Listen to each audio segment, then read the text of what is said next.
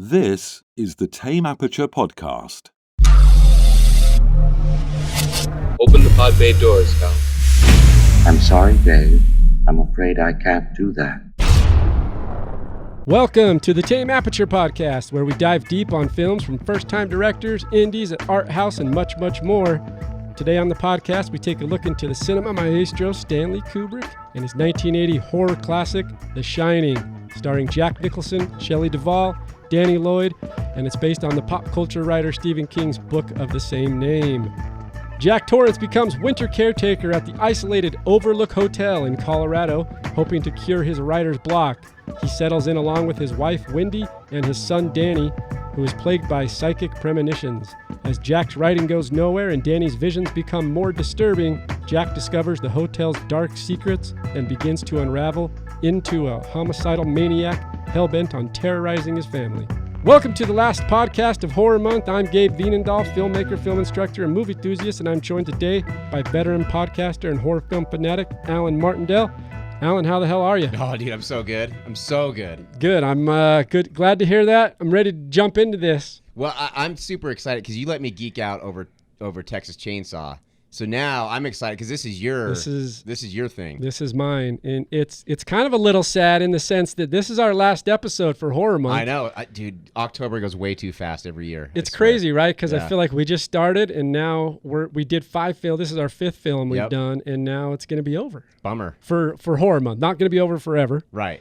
And starting next week, we'll just get back into the origins of what the podcast is, and we'll look at some films from first-time film directors. So let's make this one count. Hell yeah, let's do it. You know what I mean? So, because we're talking about the legendary film, this is The Shining. I mean, the internet is literally inundated with theories and philosophies and meaning behind the film. Right. It's from legendary filmmaker Stanley Kubrick. And by no means am I going to come into this podcast telling you that I'm not a Kubrickian. And people either love that or hate that. Right. Sometimes there's a middle ground, but mostly people are either like, come on, let's stop clamoring over Stanley Kubrick. Right. Or they're like in the same boat as me and we're traveling down the same river. Oh, yeah, for sure. Because I'm all about Kubrick. Right. And it all really starts for me in right after high school, I see A Clockwork Orange. Dude, that movie blew my mind. Wasn't even as a 19, 20-year-old kid, wasn't even entirely sure the context of everything that I was watching, but for some reason I was just enamored. Well, and I just kept wanting to watch it and discover new things. As far as I'm concerned, and it's been a while since I've seen it, I'd actually be interested to go back and rewatch it. It's damn near a perfect film. Like I every time I watch it, I'm blown away. Just everything that he does in that movie is fantastic. And I read the book afterwards, and I actually like what he built on from the book.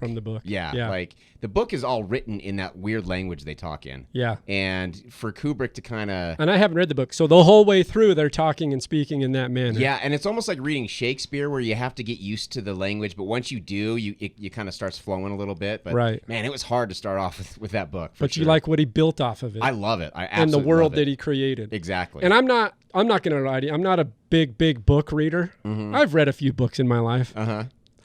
As a teacher, I would hope so. Mostly textbooks. Yeah, exactly. Exactly. No joke. Like, remember on my LinkedIn profile years and years ago when I first put it up, it said interest, and I said reading textbooks. Yeah. Oh, man. Yeah, fucking stupid. Yeah, there's nothing worse for me. I think I've grown out of that a little bit. Maybe I still like textbooks. I don't know why. And a matter of fact, in preparation for this podcast, I have a textbook. Oh, my God. I know. Oh my God. It's all noted up. That's too. hilarious. Look at all those notes. That's so funny. That was not intended. Oh my God. We did not rehearse this. But for those that are watching on YouTube, you see I literally have my intro to film textbook because I was doing some prep on The Shining. So we're talking about Kubrick. We're talking about The Shining. And similar to A Clockwork Orange, The Shining is an adaptation based off a book. Mm-hmm. Based off of Stephen King's 3rd novel called The Shining. And we'll get into some of the things. You've read The Shining? You've read the novel? Yeah, I have. Once again, I haven't, as I stick strictly to textbooks. But from what I find real intriguing from the very get-go of this film And on the way over, I was actually doing a little prep in my head as you're kind of running through things and thinking about the movie. And I'm listening to some of the soundtrack. And in particular, I'm listening to Requiem by Mozart, which is the opening track to The Shining. Oh, is it? Yeah. So That's a Mozart. It's a Mozart track. And he never finished it. Interesting. Ironically enough, he got so far into it, and then his protege took it over, and then some guy swooped in. I don't remember his name. They're all German names. I can't remember. And tried to claim that it was his. Of course. Yeah. You know? But I'm listening to this. Dun, dun, dun, dun, I know. It's playing through my head right now as soon as you start talking the whole about thing. And I love the opening sequence to this film because of that song kind of presents a lot of ethereal feeling, and it's juxtaposed with this beauty of the mountains and the aerial views that we're getting as this little contrasty yellow V-dub bug drives up a mountain. Right. And it's this big orchestral mix, and the credits roll over it. It's got some eerie screeches. It's almost got some yelling of like humanistic ghostly voices. Not yelling, but it's kind of subdued. And then it also has this Gregorian chant almost feeling to it, religious undertone of like a chant. You hear those voices. But I love the opening scene because it doesn't feel like it's, I feel like if you're introducing a world that's grand and different and fantastical and horrific. Mm-hmm. It's easy to jump into that scene and like get some like diegetic sound and like maybe hear the car rolling or like hear a conversation in the car or music in the car or something. And none of that the whole way through the whole opening credits. All we hear is this kind of almost repetitious orchestral music juxtaposed with these beautiful scenery shots. It almost feels like you're separated from the car, like you're separated from what's going on there, and you're kind of entering this world, and you see just how expansive and isolated this is. Yeah. And it's really creepy. Set with the music, it's really creepy. And that's a great point because we're going to get into this world, and the only way to get there is this elongated drive away from everybody. Right. Away from everything. And so kind of getting us there, preparing us and building in this really big orchestral music with these Gregorian sounds is an interesting way to start the film. And also the car's an interesting choice. It's like you have a VW Bug, which kind of seems out of place. Right. And you would almost assume it to be I'm actually when you're going through these beautiful mountains, I'm looking for like a big truck with a lumberjack.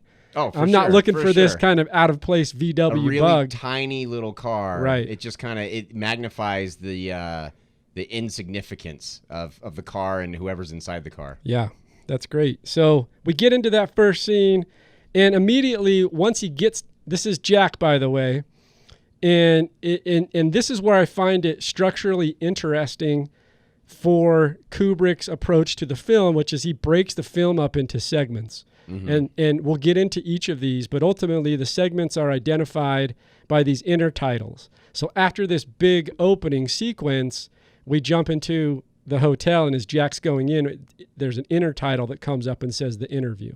Right. And he goes in and he goes to try to meet the manager, and he's going to interview for this position, which is basically the person who's going to overlook and keep the maintenance man, who's going to, the caretaker, who's going to look at the hotel for over the winter months while it's closed down. Right. So, this is where, and I'll kind of preface. So I read the book first. Yeah. Years and years ago, I read the book first. So I went into the movie the first time I saw it, fresh off the book. I mean, it was one of those things where I read it and I loved it so much. I think it's one of Stephen King's best books that I've read. I haven't read them all, but so I immediately had to see this movie that everyone loves, everyone's talked about. So go over to Video Verne's across the street and I rent it, and I'm super excited, and it's just so different. And it's from the casting to a lot of the choices made. So the first time I saw this movie, I hated it just because it was so removed from what I had built in my head from King's book. So when he goes to meet Ullman, it doesn't feel right because they're buddies in the movie. Okay. And in the book, they're not. They're not. They don't like each other immediately. I think the opening line of the book is something about Ullman's an officious little prick or something like that. King always opens with these crazy lines, and they're talking about Ullman, and it's a very contentious relationship. So I tried to go into this viewing a little bit more open-minded, and I definitely appreciate it more. But there's some things that's just still sticking in my craw. You can't get those out. I wish I never would have read the book first. Yeah, I really do. It kind of ruined me. That's interesting though, because once Jack's introduced to Ullman, they're kind of buddy. Yeah, and Ullman's immediately like clamoring over him and loving him and being like, "Hey, they sent you as a recommendation. We sure love you." Right, exactly. So that's in contrast to what you would have read in the book, which Ullman and Jack obviously have some kind of animosity towards each other. For sure. So it's hard for you to get past that. For me, because I hadn't read the book, it didn't carry as much significance. Right. What it did do, though, was kind of introduce Jack. And as a result of introducing Jack, I kind of liked him. Well, and I was going to ask you this question because to me, it almost comes off when Jack's being, and I think this is one reason Stephen King isn't a fan of this adaptation. Jack he comes across as being really disingenuous when he's being a nice guy, whether it's to Wendy or Ullman or whoever. It feels, or even Lloyd, the bartender, it just feels like that's not really him. It feels like he's putting on a mask. And I don't know if you've probably seen this movie way more than me. I don't know if that's something that struck you ever. That's a good question. I actually never saw it with that lens. You say that now, and I can almost see part of what you're talking about in that character. When I first meet Jack, I'm actually I feel like there's an endearing quality to him. I actually feel and that's funny because contrasting what you're saying, and this doesn't mean that I actually don't that I don't agree, or I do agree with you, is that I actually thought he was kind of genuine and kind of nice. Okay. To be honest, that's how I've always kind of seen him, at least in this opener. Sure, in the opener. Yeah, sure. In the opener, and he's talking about he's almost very cordial because he's like talking to Ullman about like why do you guys close down the may I ask? And he's like very cordial about how can I ask you this, and like he almost comes across a little friendly to me. Oh, totally. And that's why I think it's really when Ullman starts talking about the murders that happened. And it's, he's presented.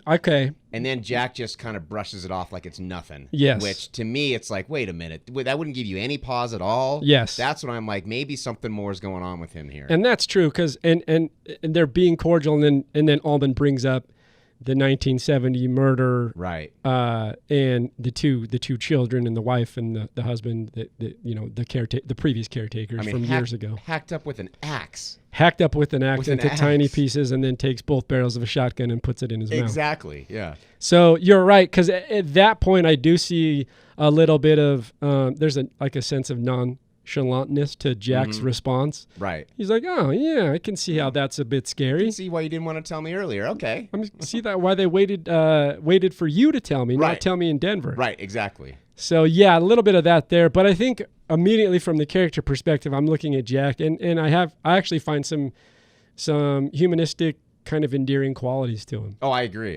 For sure.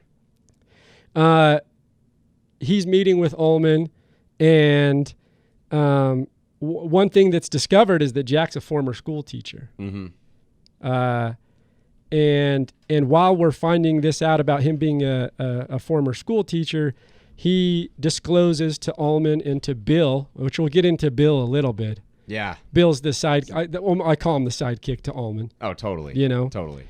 But we find out that Jack's a former school teacher, and this I know from the book, but not from the movie. And I haven't read the book, but I did some research that told me a little bit about Jack's character, and you can verify the validity of this.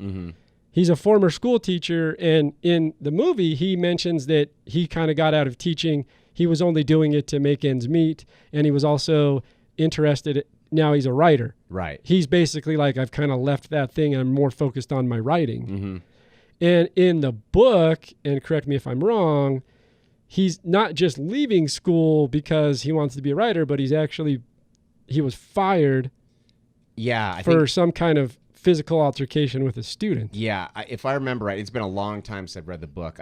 Because he was an alcoholic, And I think he came to work drunk, if I'm not mistaken. A lot of any King Sure, fans it's out been- there are going to kill yeah, me if I get these I wrong. know. But we don't care. Bring it on. yeah, Leave comments. exactly. But I think he came to work drunk and he had some sort of physical altercation, which means that he's prone to violence. And you see later on, when the exposition happens with what happened with his son, you see this as a problem. Yes, because it immediately. And so in the book, that's there, and then in the movie, it's not, because I don't really understand that context about him being an alcoholic or an abusive person physically. I don't really get that from the movie. Well, and it's a King trope for sure, because King has struggled with substance abuse in the past, and this is a constant thing in his books: is someone's either a drug addict or they're an alcoholic and they're prone to violence, and it's a very common thing with his work. And here's the thing is, and then on top of all that, which you just mentioned, Jack's also a writer. Right. Oh yeah, and that's the other thing. He always has to have a writer in there. There's always a writer. And this is like the first book, one of the only books that doesn't take place in Maine, because it has to take place in Colorado. But they do hint at Vermont. They hint at Vermont. True. So there's some similarity there. Yep. Because we were both talking about the Northeast. But Altman hinting at a little bit of like subtext about once he shares the story about Grady and his family, and Altman's also hinting at the subtext of isolation and being separated and the claustrophobia that can come. He's almost in a sense apologizing for Grady's actions because of what can happen at the hotel when you're isolated and alone and secluded from everybody else, and how it can become a problem. So immediately, I agree with you. There's a couple things here logically that you could look at from the character arc, which is like we know later that Jack's not a logical character. Right. But if you were looking at this movie for the first time, those hints at the history of the hotel, the isolation, being secluded, might be things to consider before you actually accept the job. For sure. Yeah. Yeah, absolutely. The claustrophobia, and these are also hinting at things we may subtextually cover later on in the film. Isolation, claustrophobia, all those kinds of ideas are actually potential thesis to the film later on, which we'll get into. While this is happening, we actually do, while it's still in the interview stage, there's still the the intertitle of interview, we get a little fade cut into Wendy and Danny, and we're introduced into Wendy in their apartment out somewhere around or near Denver area. And they're living in this apartment, and Danny, we get an introduction to, like I said, Danny, Wendy, and we also get an introduction into Tony. And this is another thing that kind of, it just doesn't feel good. In the book, Tony is an actual imaginary friend. Like, he's not someone that lives inside of Danny's mouth, and he doesn't talk with the finger. And I don't know if it's just the kid's voice when he does Tony, but something, and even going back and watching it later, like now, it still kind of rubs me the wrong. It just feels not quite, it's not scary. Do you see, and that's interesting but once again, I'm probably a Kubrick apologist. Right. So don't listen to my opinion, but I love it. Do you? Yeah, the creepiness of it to me, and so it's ominous. Yes. So you very get, much so. You get the ominous vibe. I do. I don't at all. Like, I'm taken out of it immediately. Only because I think as a parent, I imagine if my son that was that age came up to me and in a serious tone was performing these conversations with his finger. Right. Not jokingly, like, hey, Dad, I'm funny, but like it came across very authentic and serious. Yep. I would be creeped out. It'd be scary for sure. So I see where they're going with it. And so for me, it's very, it's a little bit creepy. I think it's just the voice. I think the voice that he makes when he does Tony it just bugs me. It doesn't land. It doesn't vibe. I don't know. It's not hitting it. So, but what it does give us in this little portion of the scene is that we're introduced to Wendy, who's the motherly figure. You immediately kind of understand her attachment to her son, which is a pretty common theme, mother to son. She's nurturing and loving. She's even placating his his attachment to this voice that or not the voice, but the Tony figure, the imaginary Tony figure. She plays into it. She even asks if Tony would be interested in living in the hotel if Daddy gets the job. Right. And so she's playing into this character, and then once again, there's a lot of these scenes always kind of allude to what's going to happen in the story later, because after we get introduced to these characters and we understand a little bit that Danny's, there's some things that are happening inside. Obviously, he's got some mental issues that he's working with, and his mom's. It's kind of it's almost, she's a little. Once again, we keep going back to this with some of these parental figures in these horror films. Right. And she's a nice mom, by the way. So she's different than the others. But she's not, and we'll get into this, she's not very protective of her son until later on. Right. But up to this point, she's just kind of oblivious to the reality of the problem that her son might have from the mental standpoint. Right. She's quick to dismiss the imaginary friend thing. Which I get, but then, see, this is where I like the talking finger. Because if you just were talking to an imaginary friend, it's almost very childish and it can come across more playful. Sure. But when you hold up your finger and in a serious tone start talking to it like there's a thing there, there's a weird attachment for me that might something's up there. Yeah. Not as ominous or scary as, like, it's more ominous and scary than just an imaginary friend potentially being there. For sure. But we introduced this and then, Tony doesn't want to go to the hotel. Nope. Because the other thing is we kind of learned that it's not just Danny having like mental problems, but he's actually a clairvoyant. He has premonitions. He sees things. And Tony's part of that premonition, that gift, right? He's got some gift that he's allowed to see, into the future. Yep. So Tony is telling him, I don't want to go. And then his mom basically says, oh, well, it'll be fine. And she actually delivers the line and she says, we're all going to have a real good time. Shelley Duvall's performance is interesting.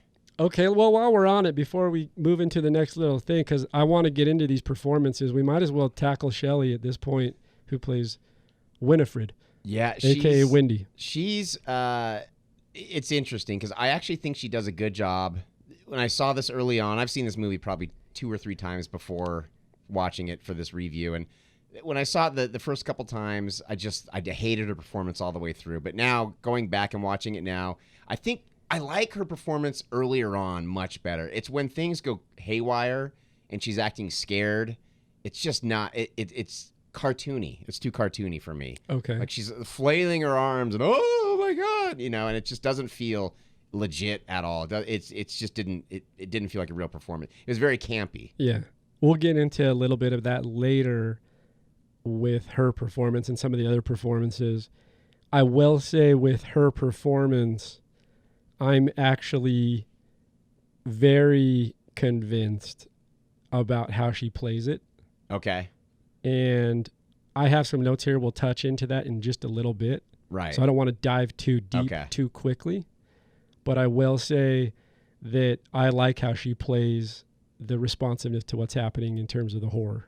Well, and I will say the stuff with her and Danny, I think is fantastic. Like her as a mother, I truly believe that she was terrified for the kid and really concerned from the get-go. Yeah. You could really feel that bond there. Yeah, she's got the nurturing. It's there. The development of like her being a good mom is developed. Yeah. At least caring for her son. Yep. And immediately it's the two of them and Jack's off at the interview. And so there's a sense already that there's space between those characters. Yeah, there's some sort of division there. Not just physically with where they're at, but also just, for sure, relationship-wise. And we'll get into that. But she says, we're all going to have a real good time. Then it does these transitions, and we see this throughout the movie. The transitions are these really long, kind of elongated, elaborate dissolves. These dissolves were driving me crazy. Really? Oh, driving me crazy, especially because then they have the jump scare with the titles. Yeah. Where the titles are immediate cut with the music stinger. Yeah. And it's like, well, why are you using the jump scare music there? And these long dissolves. It's like, okay, let's get to the point here. See, and I love this because we're gonna go into combat here, me and you. Oh yeah. I feel the opposite, which is these long, a couple things that it does for me. And there's a few that I can think of off the top of my head. And they're really long and dragged out. Yes, the pacing is slow on the transitions. I love how he does them, because if you look at most of the transitions, there's a lot of intention behind them. What that intention is, I can only assume and interpret. Right. And part of it is, if you look at a few of these transitions, they always go from either a kind of a medium close-up shot or a close-up shot. And on the B side of that dissolve, it's a more expansive, wide master shot. And the character is dissolving as a big figure into this other side. Sure. So, and it's so long, it like hangs on it. The one I'm thinking of in particular is when Jack, this is later on, but just to show the point, is when Jack and Wendy are side by side, standing. It's right after they've gone up to the hotel as a family, and then it cross dissolves into this full shot of the big hedges, and it looks like Jack and Wendy are like giants in the hedges. Right. And all these just seem very intentional, is what I mean. It's one thing for the pacing, and I can understand that I can see how, from a lot of viewers' standpoint, they can probably feel like they drag out. But I love the intention of like, I'm going to take you from here to here.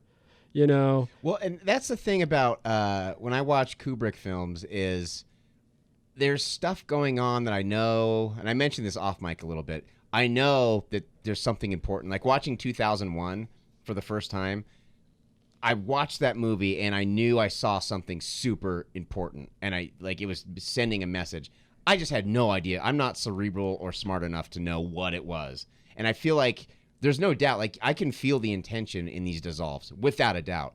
I don't know what the hell it's trying to say. Right. And I'm just like, at this point, this is a hyped up movie, super scary, scariest movie of all time type of thing. And it's like, let's get going, man. Like, let's I want to see what's happening next. It's funny because I also think he's playing into convention, because or playing in contrast to what convention is. Because I like how you alluded to, like, usually those jump cuts with the music stingers are in the moment when the monster comes, and it's scary, or they're fake first, and then the second one, the follow-up, is always the monster or whatever those conventions are. And in most of the scenes, there's kind of a lot of slower builds and the dissolves we're talking about. And then in the inner titles, the music hits with the hard cut to the titles. Right, exactly. And I find it interesting because it's almost like a reprieve for me.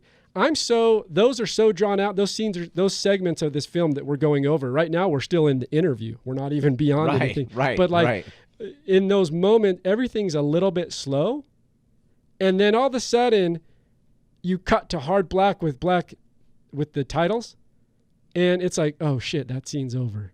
Right. And you can almost relax out of that moment for a little bit, and it's playing in opposition to how you might use a jump scare in another one, because the jump scare in the other conventional horror film is that you're oh man, scared. Right. Where here it plays contrary, which is like, oh, I get it. For me, when I watch it, I get a little like, okay, a breather, and I can like move on to the next portion of the movie. And this, I think that's kind of, so for me, it's not necessarily using the jump scare tactics on the titles.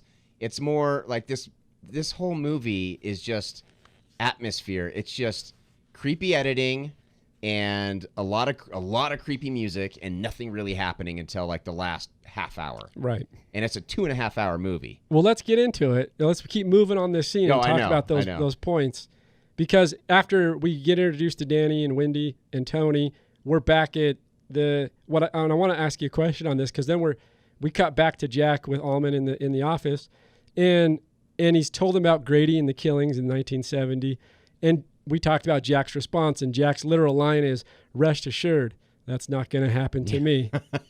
Right. Uh-huh. So I think he's playing into it again, telling us like whatever they say is the opposite of what's going to happen. Because Wendy says, we're all going to have a real good time. It's the opposite. Good point. We're not going to happen to me. He's always playing the juxtaposition of what's being said. And what's funny is he even alludes to Wendy being a horror fan. Yeah, that's hilarious. Is that in the book, by the way? I don't remember. Okay. I don't. Just based on the Wendy that I know from the book, I don't think so. Okay. But it might be. Because he's like, well, she's always like ghostly things. Well, and maybe that's kind of a very Stephen King type of thing. It to could put in fall there. into that Yeah. trope. And we have a pretty good base of the characters. At least initially, Jack, for me, in my interpretation, is relatively cordial. He's nice. There's a little bit of, like you were mentioning, when he hears about the murders and things like that. There's a little bit of he plays that off a little too lightly. Yeah, he's smiling through the whole story, basically. Right, but still, he's kind of just endearing to us to a degree. Wendy is developed well in the sense that we understand that she's a nice nurturing mom who's kind of accommodating to her son. Her son obviously has some kind of powers and clairvoyancy and supernatural gift. And we understand that. And then that's really, after Jack's being taken around the facility, it's really cutting back to the apartment. And it's really then told about what Danny can do with his gift, because he's in the mirror in the bathroom. And it's this foreshadow. He's talking to Tony in the bathroom. Right. And they're having a conversation about moving to the hotel, and he's like, he knew that Jack got the job, and then the telephone rings, and sure enough, Jack informs them. I like that little conversation between Danny and Tony there. Like I really enjoy that. He's like, why don't you want to go to the hotel? He's like, I don't want to tell you. And so I like that, because that does kind of set up like, oh, it's not just an imaginary friend. Something creepy is really going on with this kid. Like, that's the part where I started to buy in and believe it a little bit. That's a good, that conversation when he says, I don't want to go with it, he knows that Tony knows something. Yes. And Tony, of course, is the clairvoyant aspect to Danny's personality and person. So I think, speaking of that real quick, we'll jump off tangent, which is the performance. What do we think? So Danny Lloyd is the actor, the kid, who also plays the character Danny. What are we thinking up to this point in terms of his delivery and the believability of like a kid who's got some supernatural gifts, and also, just being a kid in general? I actually thought he was really good. Super good. I thought he was, especially early on in the movie when he's just kind of a regular kid and he's eating a sandwich, he's watching his cartoons. I thought he was very believable. I think he's believable throughout the whole thing. I just think it's hard for a kid that age to really show a lot of fear without being just a little cartoony. But I think Kubrick did a very good job at getting the most out of this kid. Especially, I read a little thing that said he didn't know he was making a horror film when he was making it. The kid thought he was making just a drama. And this goes to a little side note, which is, in preparation, we both watched a film called The Film Worker on Netflix, which is about Stanley Kubrick's assistant, a director, but really just the Swiss Army knife of filmmaking. It's a fantastic documentary. Leon Vitali. And he was Kubrick's right-hand man. Oh, yeah. And alluding to what you're saying about Danny not knowing that he was actually making a real scary movie, it had to do a lot with Leon. Yeah. And I was doing some research, and what Leon would do is before scenes, especially if the scenes carried some kind of horrific thing, or just the dialogue was scary, or just the interaction of the actors would have been a lot for a kid to take in, Leon would take him off set to a back room, and they would play in a childish fashion and kind of go over the scene in a way that was playful to a child. Mm-hmm. And that would kind of ease Danny up for whatever was about to happen on set when the cameras rolled. And when you watch that documentary, you start to realize that Kubrick probably wouldn't have been Kubrick in his later films without Leon. Yeah, this is a great film. I mean, I would suggest anyone go that's like me and just loves Kubrick films. And even if you don't, and you just have a good appreciation for Kubrick, this is a real interesting film to watch and see how much of an impact Leon Vitali had on Kubrick's filmmaking. Even if you're just a film buff, which you are if you're listening to the show, it's fascinating. It's absolutely fascinating. I mean, this guy gave up, and I don't want to get too far into it, but he gave up a lucrative acting career that was starting to take off to just basically be Kubrick's bitch, essentially, and just do whatever Kubrick needed. But I loved that. Here's one takeaway, and then we'll move on. Okay. What I loved about Leon Vitali is that he had a lucrative acting career. He was really aspiring and doing well. Mm-hmm. And he had the passion to go, I ran across a guy who is a master Yes. at what he does. Those masters come few and far between. They really do. They really do. It goes for filmmaking. It goes for sports. You know, these things only come around once every decade, maybe longer. Right. So, like, for him to have the intuition to say, look, I want to leave this because I think I might be able to jump on this bandwagon of this master and learn all these things. I love that because he ended up being so crucial, but also learning so much and just enjoying his time. Whereas there's no way of knowing he may have actually enjoyed his time as an actor. Over the long run, I mean. For sure. And you look at in the film now, and he loved every minute of it. Oh, he absolutely did. Even when it got hard and Kubrick became very difficult, which he was very known to be, he still kept with it and he still kept doing it because he was learning so much and he was making a difference in cinema. But give him props for recognizing a master. Absolutely. It's like if I was a basketball player and all of a sudden had an opportunity to go train with LeBron James. Right, right. And then said, nah. Right. No recognition. And he even says everything was about Stanley. Yeah. Everything I did was every waking hour he had was about Stanley Kubrick. And that's also interesting because if we go back now to The Shining, there's some elements to that where we give so much credit to Kubrick for his films, and there's so many other components that play into that. One of them for me is the performances. We were talking about Shelley Duvall, but in particular, we'll get into this a little deeper, but have this sitting in the back of your mind, how much Jack Nicholson deserves credit for this film.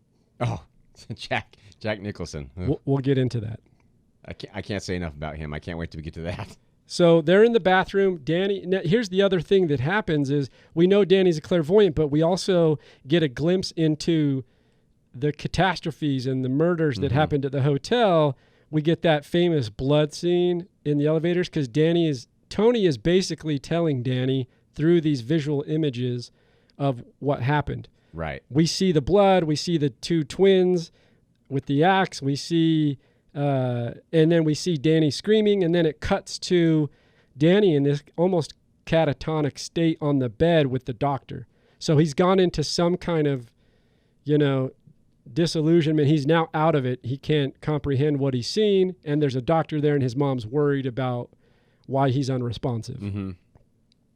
And so once again, we see a mother worried, and but it's interesting because then Danny sleeps now. He's kind of come out. He's come out of the premonition that he saw, and he's in sleep. And the mother and Wendy and the doctor go out into the living room. They start talking, and I want to ask you about this scene because the doctor starts kind of playing it off like it's all okay. He's just a kid. Right, right. And his mother's still a little bit worried, and then she starts talking to the doctor about Danny's experience at school and how they had to pull him out of school and all these kind of things. And it gets into this thing about Danny being injured and all this stuff. And the doctor asks why. And then she defends Jack. She totally just underplays it, makes it seem like it's no big deal. And basically Jack dislocated Danny's shoulder. He yanked him too hard and it dislocated his shoulder. Now, up to this point, we're still, because we haven't established really that Jack's an alcoholic. Right. In the movie. It's not established up to this point. Right, not at all. She does say that he came home and he had been out late. Mm-hmm. And so I guess you can insinuate that he was, that she says drinking and stuff and he was, but like, it could have just been a long day. Like it's not completely insinuate. It's not like in your face, like this guy is crazy alcoholic. Right, right. But the mom does defend him. Wendy defends him and makes it sound like it was a pure accident. And then she apologizes. Oh, for sure. And she's like, well, now he has never touched. And then we start getting to the idea that, okay, maybe Jack has a problem because she starts apologizing for him. And then he promised her that he would never drink again. Right. So now we're starting to understand a little bit that Jack's got a potential alcohol. He's an alcoholic. Yes, for sure. But I just find it interesting that she defends his actions. I think it's very, from what I hear, it's a very common thing in, families who have abusive parental figures. It's very, and if especially if a woman's in an abusive relationship, it's very easy and common for them to apologize. Oh, they don't really mean it. They didn't really mean it. It was a tough day for them and making excuses. And I think that kind of plays up that little aspect of it. That's a good point, and it's unfortunate, but it does happen oftentimes in reality, which is sometimes they'll condone it in a sense that they'll just let it go. Yes, exactly. I made a film, my first short film ever, and it actually dealt with this subject. Oh, did it really? Yeah. So now that you bring that up, I start thinking to myself, mothers do that, and it's not. Yep. It's an unfortunate thing, and it's sad. And they have a hard time leaving a situation, even when it's at the betterment with their child. It's tough. So I actually, when you look at it in that way, I don't love that Wendy is essentially defending Jack's actions, but at the same time, there's a believability to it that that's something that happens in real life, and it's hard for women to get out of that situation. Absolutely, and it also it makes it more believable of why Jack acts the way he does early on in the film. We'll get to that when they're driving to the hotel and everything. Yeah. Now, another question on this topic: in 2019, film writing, screenwriting, does this character of Wendy, does the movie end now? What do you mean? Is there an apologetic wife here, or is she immediately? I think there is. Take the stance and she's out and defends the child. I think they're I think. Do you know what I is, mean? Because I do think it does show, and it's downplayed in this movie, but it does show an abusive relationship, an abusive family. So we go back to the authenticity of it. That these are things that happen, and it is downplayed, and they don't really go into. They don't hit on much on whether or not Jack is regularly abusive. Right. And I get the sense that he probably is, and if it's not physical, it's definitely verbal. Right. But these are the consequences. At some point, maybe he's chasing you down with an axe. And so I think that maybe it doesn't take a haunted hotel to drive him crazy. Yeah. That may be. He's already crazy. He's already crazy, and that was one of King's contentions with the movie is that Jack started out crazy in this, and that's what I go back to is that I think if you're watching the movie for the first time, that's not necessarily clear. Oh, we're taught for me. Oh yeah, that he's crazy. Yeah, at the beginning, for sure. That's what I'm saying. Is Yes. You're saying in the book that hey, this was something that King was alluding to early on that Jack's a psychopath. Or he's got serious anger issues. The main thing, that he's got anger issues. But the main thing was that it was always clear that he loves his family very much, and I'm not sure that's clear at all in the movie. Okay, we're going on two different things here. Yes. So he's got a lot of demons. He's an alcoholic. He's been violent, but it's clear that he loves his family. Yeah. And in this movie, he just seems annoyed with them constantly. It's not clear in this movie. And what's interesting is I think they hint out on a few scenes that we'll get into later. They try. Yes. So Danny's in the catatonic state. Wendy defends Jack's actions. We have a good understanding that Danny he's a clairvoyant. We get a glimpse into the hotel. And then after this premonition that he has and she defends Jack, it does a hard cut and we get into an intertitle that says closing day. And this is basically another scenic drive. Once again, the VW bug going up the mountains, the orchestral music with the Gregorian sounds, and the family is embarking on this journey together. Now all three of them driving to the hotel. Mm-hmm. And this is when I talk about how it seems like Jack is annoyed with his family. It really starts with this scene. From everything that the wife and kid says, he just seems like he's barely holding on and trying his damnedest not to flip out. He's definitely. There's a weird animosity towards Wendy, even if it's not spoken, it's just felt. Yes. And then he has a sarcastic tone. Yes. And they start talking about the Donner Party, and then they start talking about cannibalism. Yeah. And he delivers this line, which really drives home the point to what you're saying, which is, he said, Danny alludes to his mom that I know all about cannibalism, Yeah. Mom. I saw it on the TV. And Jack goes, see, it's okay. He saw it on the television. Exactly. And you see that little glint of insanity in Jack's eye. It's also partly, Jack Nicholson in any role. Right. Oh, for sure. Do you know what I mean? I mean, it's almost like you can sense the part insanity in whatever role he plays, and that Right. that glimmer in his eye. Well, and so on my other podcast, we have an ongoing debate on who's a better actor, whether it's Jack Nicholson or Robert De Niro. Okay, good. I say it's Jack Nicholson just because I think he's made more better movies. But my co-host, James, my buddy, he thinks that Jack Nicholson is just always insane and always plays the same kind of guy. I totally disagree. I disagree too. But he plays pretty much the same character in every time. Like he's got those same little ticks and everything. There's a little bit of physicality that transcends each role, Right. for Nicholson. But I agree with you, that's a great debate, by the way. Yeah, we've had it going on for years. Anybody comes on the show, we take tally. We take a tally. I'm gonna say that Nicholson is the better actor. I think as far as acting wise, they're like neck and neck. But Nicholson's his filmography is so much better. De Niro has so many bad movies that he's done.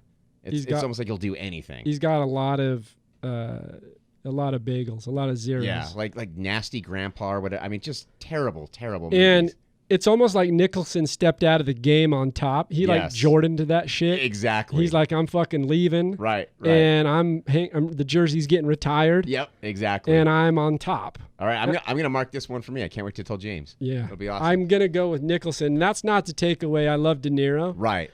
But to get into this quickly, I was actually thinking about this and Nicholson's performance in this film and all of his other films too that I really love. I love Chinatown. Mm-hmm. I love One Flew Over Cuckoo's Nest. I actually like the original. I like not the original, but the 1989 version of Batman's Joker. As in the Joker. I mean, I never would have thought if I was casting that movie, I never in a million years would have cast Jack Nicholson. But now I can't think of the Joker without thinking of him. And you go back to Easy Rider, which is one of his first films. He actually started in horror with a movie I believe called The Terror. Oh, really? He was in that? Yeah. Interesting. And so, but anyway, his filmography is pretty deep. Yeah. And here's how I would differentiate De Niro from Nicholson. And it's a hard one to do. But if I was to take over the last 100 years, the Mount Rushmore of actors, Nicholson might be on that Mount Rushmore. Yeah, I agree. But he's a Laker fan, so you got to dock him some points. That's true. I got my Jazz hat on, so I'm ready to talk Lakers anytime. Yeah, us Jazz fans hate the Lakers. That's right.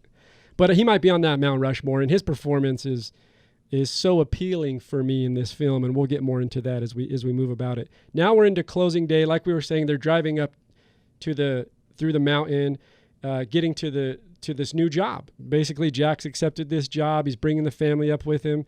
The job runs from October to May. And they're like we said, they're talking cannibalism. And then they get up there and they're introduced to, in the lobby, Allman comes around, and then also Bill, who's Allman's his right-hand man. And they go, Jack, where are your things? And Allman goes, hey, Bill, will you get Jack's things? And then Bill, like, he's so angry. He says, fine. Well, and what's the deal with Bill is my point. I don't know. Like, I couldn't, because we also watched Room 237 in preparation. I hate that movie, by the way. I don't love it. We'll get into that deeper. I can't stand it. Anyway. This is going to be the longest podcast. I know, seriously. It's okay, though. But so I was watching that, and a lot of these people are talking about Bill, and they're saying that he delivers it in a very angry tone. I didn't see it that way. I just thought it was like an old, I don't want to say old-timey, but almost like an old-time actor. Yeah. Just delivering, that's how they spoke. Fine. Okay. Like I didn't take it that way. And even when in that movie, in that documentary, Room 237, when they tried to present it that way, I still couldn't get on I don't board. love that documentary either, and we'll get into that. Mm-hmm. But I do, when I was rewatching this, I actually do agree with them in that part. Bill seems cranky. Well, I mean, he's just... And so I don't know if there's anything deeper to Bill, and we're probably looking into it too far, and there's really not anything about Bill that matters. But he just seems so cranky, and he's like, fine, you know. He seems angry in every shot that he's in. That's what I mean. Because there's actually a cutaway in the office when Allman, Jack, and Bill are talking, and it hangs on a medium close-up cutaway to Bill, and he's got a real angry look on his face. Right. So anyway, I don't know what Bill's problem is. There's no exposition to explain it. I wonder if the book goes into Bill any deeper. Do you remember it all? I don't remember. It's been a while. So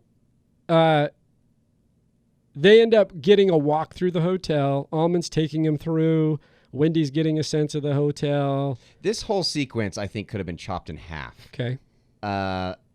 And I understand why they needed it. You needed to have some sort of understanding of the hotel and the workings of it, the kitchen, the hedge maze, all that kind of stuff. But man, this dragged on and on. Yeah. And I understand it's an adaptation of Stephen King, and Stephen King loves this kind of shit.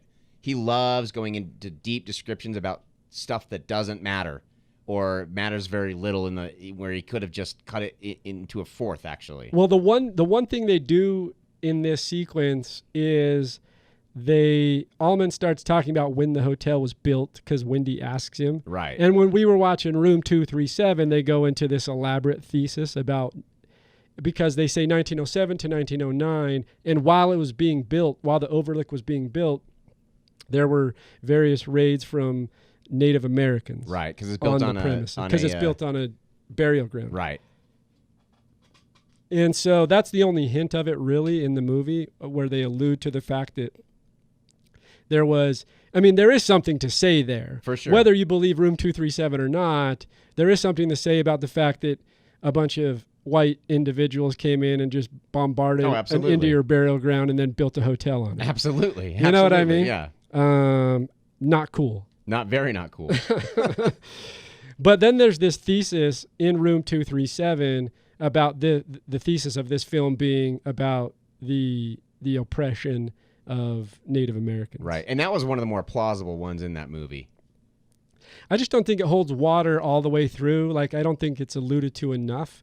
And I think it's kind of a stretch. Oh, for sure. And we'll get into those. Those are fun ones to get into. So then they get to the gold room. Wendy and Jack and Allman and Bill. And then and then Danny comes back, and we're introduced to Dick Halloran. Yes. This is played by Scatman Crothers. And he was actually a prolific voice actor. He did in the 80s. He did Transformers in the 70s. Oh, did he? Yeah. In the 70s, he did the Disney film Aristocrats. That's interesting because his voice is so soft-spoken, at least in this movie. I don't know if it's just his acting ability in this, but it's so soft and kind.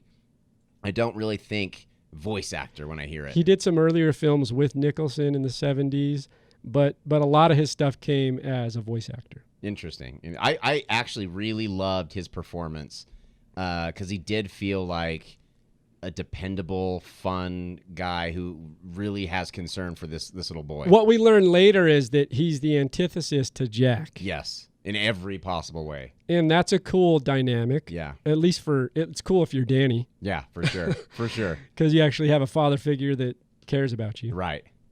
So we meet Dick Halloran, and what's interesting about Dick, aside from the fact that he has compassion and sympathy for Danny, and he really cares for him, and he kind of is the father that you end up wishing Jack would be. Exactly. They get to the kitchen. They're taking a tour, and they get to the kitchen, and then they get to the storage room. And so they're in the canned storage room, and this is where we get every time they do the Shining gift, there's this kind of high. Did you notice this in the audio? There's like not a shriek, but a high-pitched noise. Oh, yeah. Yeah, you're right. And then it shows Halloran, and he's talking to Wendy, But this high-pitched noise kind of escalates and crescendos, keeps going up. And up it drowns his voice and Wendy's voice and out. it drowns their voices and mutes them. And then we hear the ability for him to talk through his mind to Danny. Right. And ask him if he likes ice cream. Can you imagine if that had happened? I mean, I would shit a brick if all of a sudden some dude's thinking in my head. Well, you got to remember, though, in the bathroom in the previous scene, Danny saw a bunch of twins chopped up. That's true. And a blood hallway elevator. This is pretty minor compared to that, yeah. So I'm thinking, do you like ice cream? Yeah, As a kid, for right? sure. But nonetheless, it's revealed that Halloran shares the Shining, mm-hmm. the capability to see and to read minds and also foresee the future. And that shrieking sounds kind of interesting. And then he delivers, and as they're leaving this place, Halloran delivers the best line of the movie when he's talking about apricots and prunes, and he tells Wendy, "You got to keep regular if you want to be happy." It's so perfect. It's wonderful. So he's just a little reminder from Halloran to stay regular. That's right. Eat your fiber, kids. Exactly. And then immediately asks Danny if he wants ice cream so he can go get the runs from the dairy product. I don't know where I was going with that. I just thought that was a funny line of dialogue. But they come out of there, and then Halloran takes Danny to get ice cream, and Wendy and Jack proceed with Allman on the tour, and it kind of intercuts between the two while they're out getting introduced to the gold room, the big ballroom that's there, and they go see the liquor, the bar, I should say. Yep. And there is no liquor. It's all been vacated from the premises for insurance purposes. They all take it out. Right.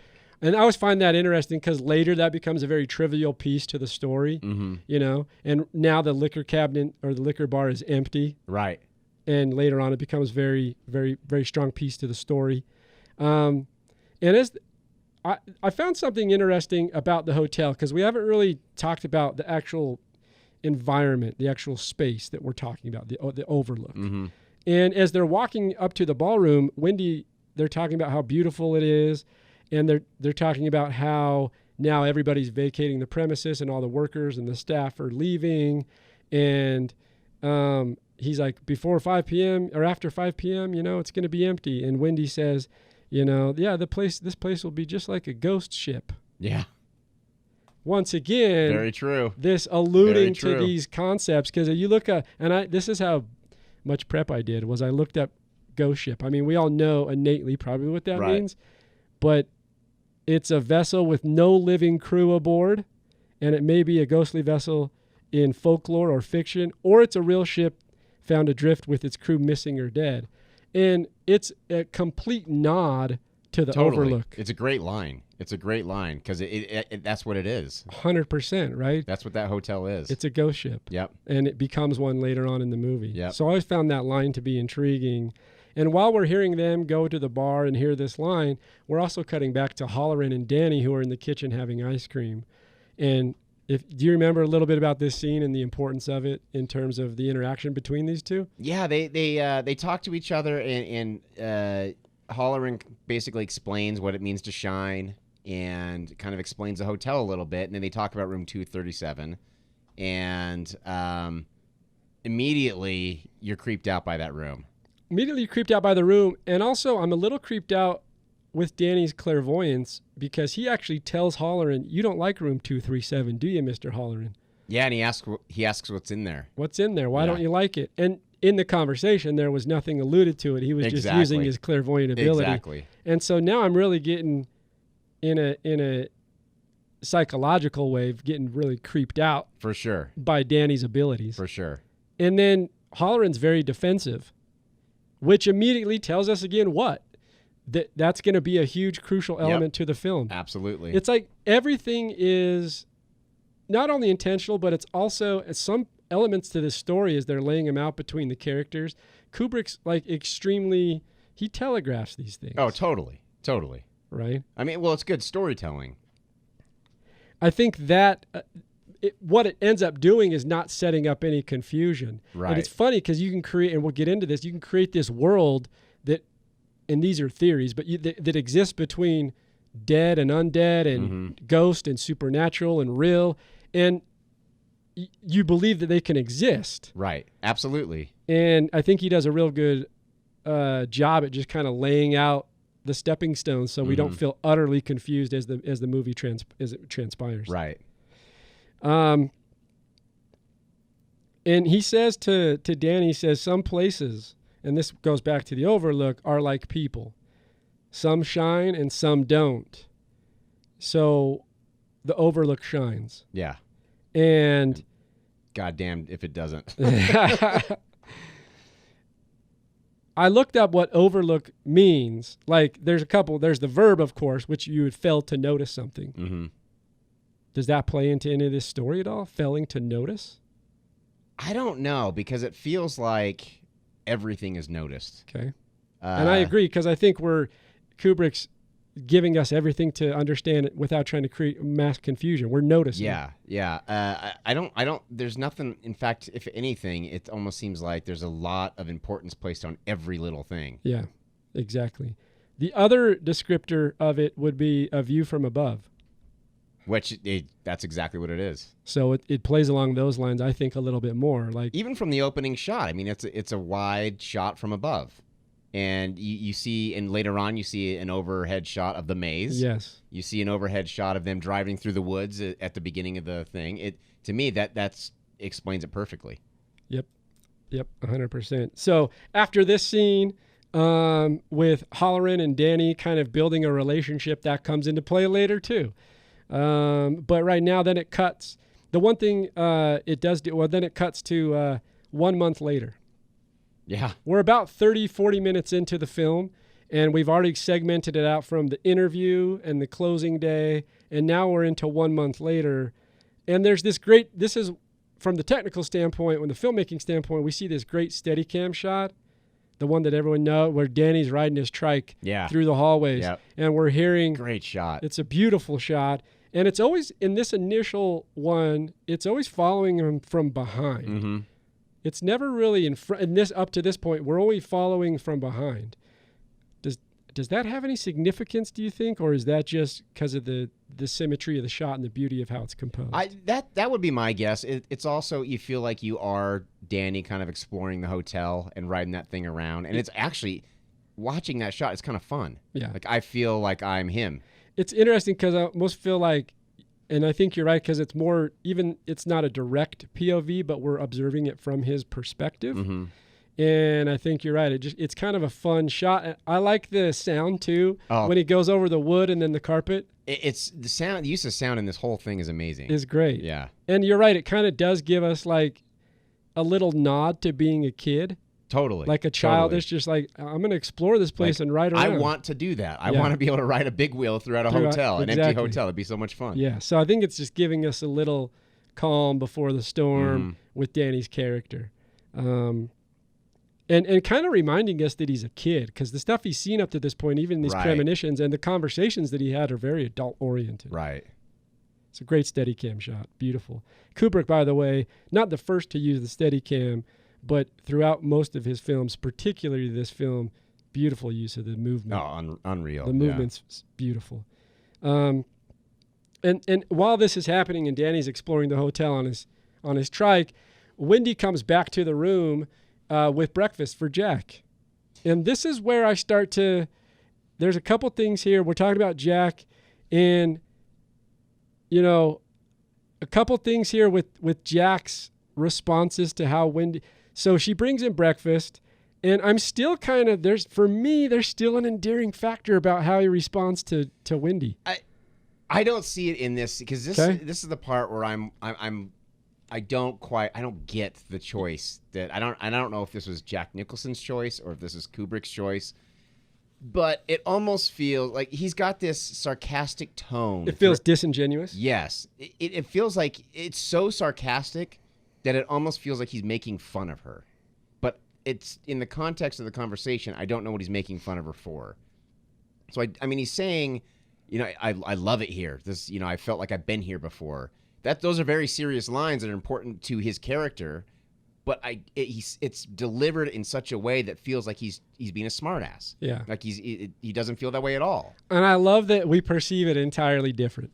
Because I actually look at it and go, once again, he's kind of fun to listen to, and he's totally fun. He's for not, sure. but in a way that he doesn't seem threatening to Wendy, and he doesn't seem like he's being for me crazy. sarcastic. Yeah, that's interesting. He says, it seems for me it doesn't seem disingenuous. It actually seems genuine, and he's like, I love it. I do. I really do. Maybe I don't know if it's just Jack Nicholson. No, it's just the perception of the viewer. And that's the subjectivity of movies, which is fun. Well, and I think part of that is definitely coming from reading the book first, because reading the book, you can tell Jack Torrance is trying very hard to make a clean start with his family, put the booze behind him, get his writing career going, and he loves his family very much. He's fighting for them, and he's not crazy. He's trying to put his demons behind him, whereas in this adaptation, he's crazy from the very beginning. And I think that's where I'm having a hard time relating to him, because you can already see it in his eyes that he's nuts. See, and I don't get that quite yet. And I'll tell you when I do, but I haven't got the full crazy yet. I've got hints of it in the car when he gets a little aggressive, but I haven't got the full-blown, this guy's crazy from the get-go. Okay. And in this scene, he tells Wendy how much, she says, maybe take me for a walk. And he's like, and it's very kind of a gentle response for me, because he's like, well, I suppose I should do some writing first. Right. And he's not like threatening or mean to her. Do you know what I mean? Yeah, but the way he's talking to her, it's like he's talking I don't get it. It's like I don't he's get talking it yet. to a pet. Mm-mm. It's like, that's cute that you think I love that subjectively we have two different approaches to it. I've totally interpreted it differently. And it's also filmed in a way that is interesting, because the shot's actually filmed through a mirror. Oh, yeah. The first half of it. Yep. Then it cuts. And he's shown in a mirror a lot. Yeah. There are a lot of shots of him in a mirror, which is, I think subtextually, that's fantastic. Well, mirrors are throughout the movie. Yeah. I mean, we talked about the scene with Danny in the bathroom, and then there's other scenes in there. And so in this scene, there's the mirror, and then it cuts to the actual, not using the mirror as the reflective shot. And he talks about how he had deja vu. And he talks about how when he was there for the interview, how everything seemed, I knew everything around every corner. It all felt familiar. Yep. And so once again, I almost think that he's alluding, Kubrick, or the storyteller in this case, is alluding to something a little deeper and menacing about the hotel, and also Jack's relationship to the hotel. Definitely.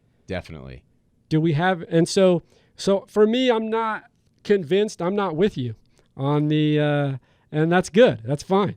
I'm not with you quite yet on Jack's turn. I don't think he's turned quite yet. Well, I don't think there's a turn, because I don't think he ever was not insane. See, I think there's a turn, and I'll get into it. Okay. Yeah, I'll tell you when I really see him come out and we see full Jack. It's like he vamps out. Oh, totally. He totally vamps out. But Jack's on. Things are always backwards in this movie, and that's another reason why I think mirrors are used a lot. Does that make sense? Like, they feel out of place. It becomes jarring and a little off. When you look at a mirror, things are reversed. It's disorienting. So it becomes a form of disorientation. I think he's using the mirrors just to play into that idea. Then it cuts to, after this conversation, it cuts to a shot of the empty page on a typewriter, right? And Jack's throwing the ball against the wall. Improvised, by the way. Oh, Just really? a side note. I know it's a silly thing to improvise, but in the script it says Jack is doing nothing.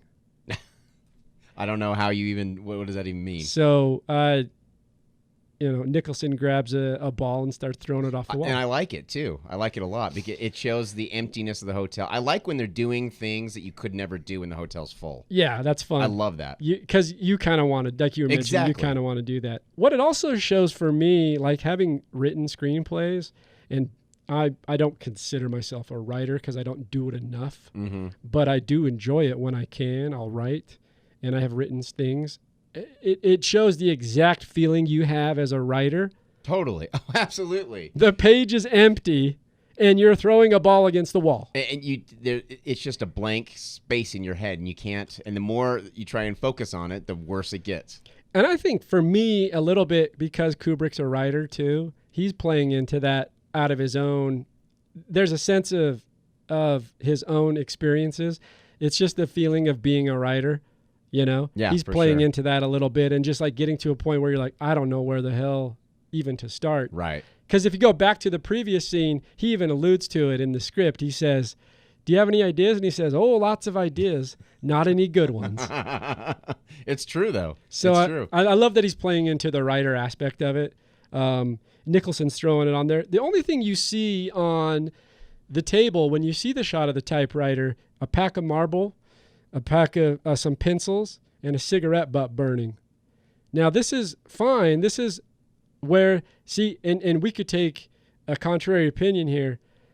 The one thing that you would potentially be missing, what's the one thing missing in this shot if you're an isolated writer? A glass of bourbon or something like that. A bottle of scotch. Yeah, bottle of scotch. Something, That's it. Yeah. right? So, but here's the thing. Jack's sober, Yep. right? So, and there's, of course, no alcohol on the premises. It's not there. That's been removed. So you could really dive deep into that and say, well, you know, Jack is trying a little bit for his family because he's trying to position himself in a place where he can't tip the bottle. Absolutely. Right? It's not even possible. It's not even possible. But I thought to myself, the only thing missing was the bottle of scotch. Yeah, definitely. And you know why. Then it cuts to, let's see, there he goes. Oh, we get to the maze. So I know this isn't in the book. No, but The hedge maze. This is a change that I think is fantastic. In the book, they have hedge animals that come to life, I don't like that. which is and I don't know if you've seen the Shining remake. I haven't seen the miniseries. That is like Stephen King approved. It's terrible. Like it's terrible. I think he produced it or something. I think he did, and it's very it follows the book exactly, and it's so boring. It's so boring. So the hedge maze, I absolutely love. I think this was a fantastic addition. I think, and then once again, every little thing is alluding to someone chasing you. And what I mean is, Wendy and Danny are going out to the hedge maze, and they're playing a mother-son game, which you would do with a kid. And Wendy's like, I'm going to get you. Right. I'm going to get you. You better run fast. And you're like, that is Jack at the end of the movie. It is. It absolutely is. So I love that Kubrick's just, once again, painting it out there for us and not trying to hide anything. Right. Do you know, so there's a line as they're running out of the hotel to go to the hedge maze. Wendy says, last one there has to clean up America. Yeah. What does that mean? Was it like an allusion to a commercial at the time or something? Or I know that Kubrick was heavily not influenced, did a lot of heavy research into advertising. Mm-hmm. When you watch that doc, you were talking for sure. and I've actually read other research, and he was very interested in that topic of what do they call it when you're subliminal advertising, the subliminal messaging. Mm-hmm. So I don't know if it was just a knock on a commercial potentially, like Clean Up America, or possibly, and this is a stretch here, I don't know. We could do some research. A political campaign, because it sounds to me like Clean Up America, like it sounds like. For sure. A presidential run. Absolutely. Yeah, I just wasn't sure if it was a thing in pop culture at the time or if there's some importance to that. This is the problem with Kubrick, is like, I don't know what is actually important and what's kind of just there. When I come in with my Kubrickian, I just say everything's intentional. Yeah. Every single thing. So he's got to have had some reason. Or at least I've built him up in my mind to have that. Right. And he's got to have a reason there. For sure. Yeah. But she does say clean up America. Danny wins the race, and he says, you got to clean up America. Yeah, exactly. So whatever it means, it could mean something important. Any comments out there would be suggested for us. So they get into the maze. Once again, there's this suspenseful music playing, and it's alluding to being chased and the feeling of being chased, and it's also foreshadowing later what happens in the hedge with Jack and Danny. Fantastical. The other thing is, we go back to the Steadicam. It's this really great, beautiful Steadicam shot, really leading the viewer through the maze. It's just beautifully shot. I love it. It's the depth of field is so deep. The staging's deep. You see everything. Everything in that maze is fantastic. It's so It's just perfectly, everything's composed. Mm-hmm. The composition is just, it's great. It's great. And there's kind of a thesis that I developed here I don't know if I'm fully behind it yet. Okay. This is my own thesis. And is that this is because we're about 40 minutes into the movie and we've been introduced to some things. There's some mystery. The mystery box is definitely there. Yep.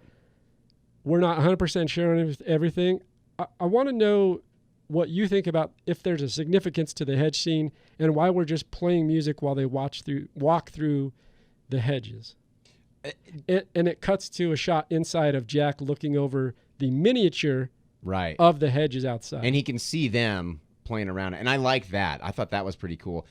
This is kind of, I don't want to say an issue, but it drove me crazy that nothing really happens for a long time in this movie, but there's a lot of creepy music going on at not creepy times. And there's, it's and a lot of creepy editing. And to me, at some point, I don't think I'm there yet in the movie, but at some point it's like, you got to start showing me something if you're going to keep teasing me like this. So to me, I don't have any theories. I'm interested to hear yours, but to me, I'm just like, let's get going. I've heard all this music. Let's get going. I kind of feel like, and like I say, I don't even know if I'm 100% committed to this, but when I was rewatching, we're starting to get into two worlds. Okay. We're at the Overlook. We've established that there's some kind of shining ability with the actual Overlook in the facility, the place, the actual location.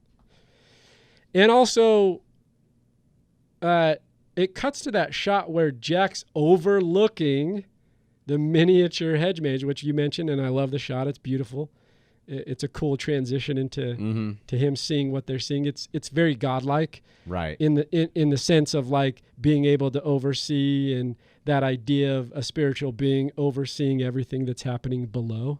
And it's very well done, especially for 1980 or 1979 when they did it. Yeah, beautifully done. And what do mazes represent? What do they represent? Confusion. Disorientation, confusion, anxiety, uncertainty, lack of clarity, however way you want to describe it. So there's this a little bit of prevailing thesis there for me that before we've been into everything's been reality, mostly, right? The premonitions are there, but they're still believable. And I feel like at this point, when they're going through the maze and they come out on the other end, at least in the story, they come out on the other end, that it moves into the hybrid world. For sure. Which is the ghostly supernatural mixed with reality. Is this where the hotel gets its hooks in Jack? I think it already has that. But I think for the characters, at least Wendy and them, and like even Jack, and we're talking about when he starts to turn, they're going through the maze and it's symbolically going, look, they come out of the other end of this confusion. Right. But they come out the other end in a different setting. Yeah. So to speak. Yeah. Because the next shot is Tuesday, intertitle. Yeah. Another jump scare. And it's the storm's coming, it's the newscast, and it's predicting bad weather. And that's also a physical representation for me, which is a change in environment.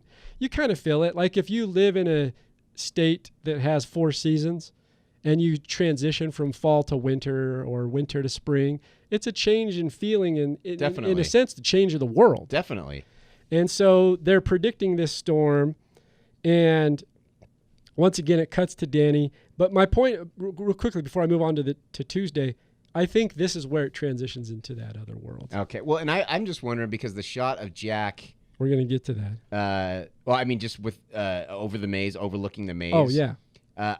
It almost feels like he is the hotel at this point. Like the hotel, he's become part of it because now he can see what the hotel sees. It's the Overlook Hotel overlooking the maze, and now he is sharing in that view. And I agree with that. And what I mean is when Danny and Wendy come out on the other end, they're now part of that environment. Okay, gotcha. Whereas before they weren't. Right. So going through this maze is metaphorically like we're going from one world to another. Okay, yep. Does that make sense? Yep, absolutely. Because I think Jack's already part of the hotel, and we'll get into that with the ending shot. Yeah, for sure. And so I agree with you there. But then it goes Tuesday, the storm's coming. It shows the beautiful shot again of Danny just riding that hotel on his trike, having a grand old time. I can see my 7-year-old loving to do that right now. Then we hear the ominous music again. It starts to encroach.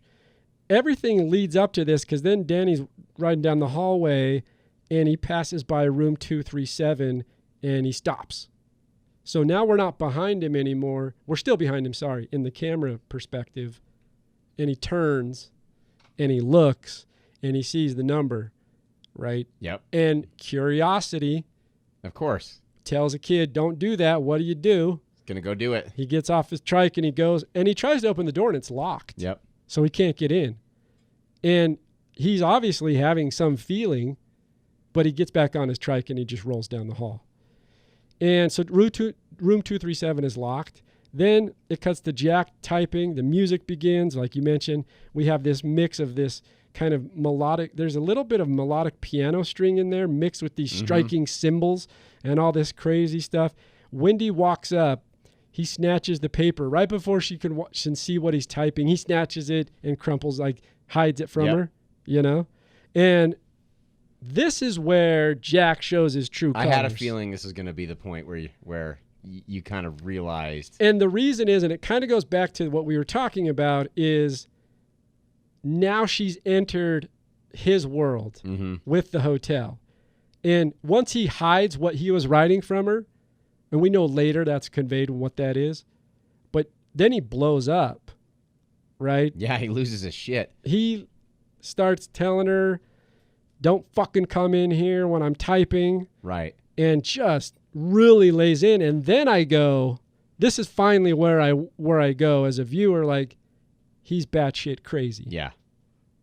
He's lost it. He's lost it. For me, the thesis then is, it goes back to what I was saying, it's her encroachment on his premises. Yes. Does that make sense? Yep. So anyway, he blows up and now the true colors are shown. Well, it's funny because typically, like, I don't know how, at your house, if you have a room you work in, like I have my office upstairs, and it's just a little cramped little room. It's a mess because I got all my stuff, and when I'm in the middle of an edit, I'm living there basically, and it's my own little world. And the kids will come in or the girlfriend will come in, and it's fine, but I do feel like they're encroaching on my world. But it's this cramped little room. He's got this giant foyer, which is basically the whole of the hotel, and he's saying, you can't come in here. Like, it's a giant space. Like, it's almost impossible for her not to come in there at some point. He also lays out rules. When you hear me typing. Yes. Or I'm not typing. Right. Basically, don't come in. You're right, though. He's kind of got this grand space. But here's the other thing, because I've been in that situation, too, just like you're mentioning, which is where you're in your office, you're working on a project, maybe you're on a phone call, you're doing something important, so to speak, for work. Excuse me. You're doing something important. I was actually on a phone call the other day, meeting, and my 9-year-old breaks through the door. Yeah. And I didn't blow up like Jack. But it's immediate, like, what? Close the door, yeah, close the door. Exactly. And like, you know, protective of whatever. It didn't, but the point is, like, this is where I know he's batshit crazy, because even in those circumstances, I'm not going to go to that extent to tell someone to leave. Exactly. So now we know he's illogical and he's got anger, man. He's got anger issues. Right. Well, and it also feels to me like he's telling her, this hotel is mine. This is all mine. And that goes back to now she's entered into his world, so to speak. Exactly. And then after this happens, we're introduced to room 237. It's locked. We see Jack and Wendy. Jack loses his shit, goes crazy. She's entered his world, so to speak. Then it cuts to another intertitle, says Thursday. And this is a very short intertitle. And this is where it also backs up and validates what we were talking about in the previous scene. Wendy and Danny are outside playing in the snow, like a mother and son would. Yeah. Having a good time, playing in the snow, taking advantage of the funness that's out there. Yep. The shot then cuts in, and it's actually a zoom. It's not a push-in. It's a zoom lens, Yep. And it's this really kind of high shriek sound again, almost like the Shining sound, and it's the long zoom in on Jack's face, a little bit a bright scene, very broadly lit. He looks very pale and white, and it zooms in on him. He never blinks. No. And he's just staring at him.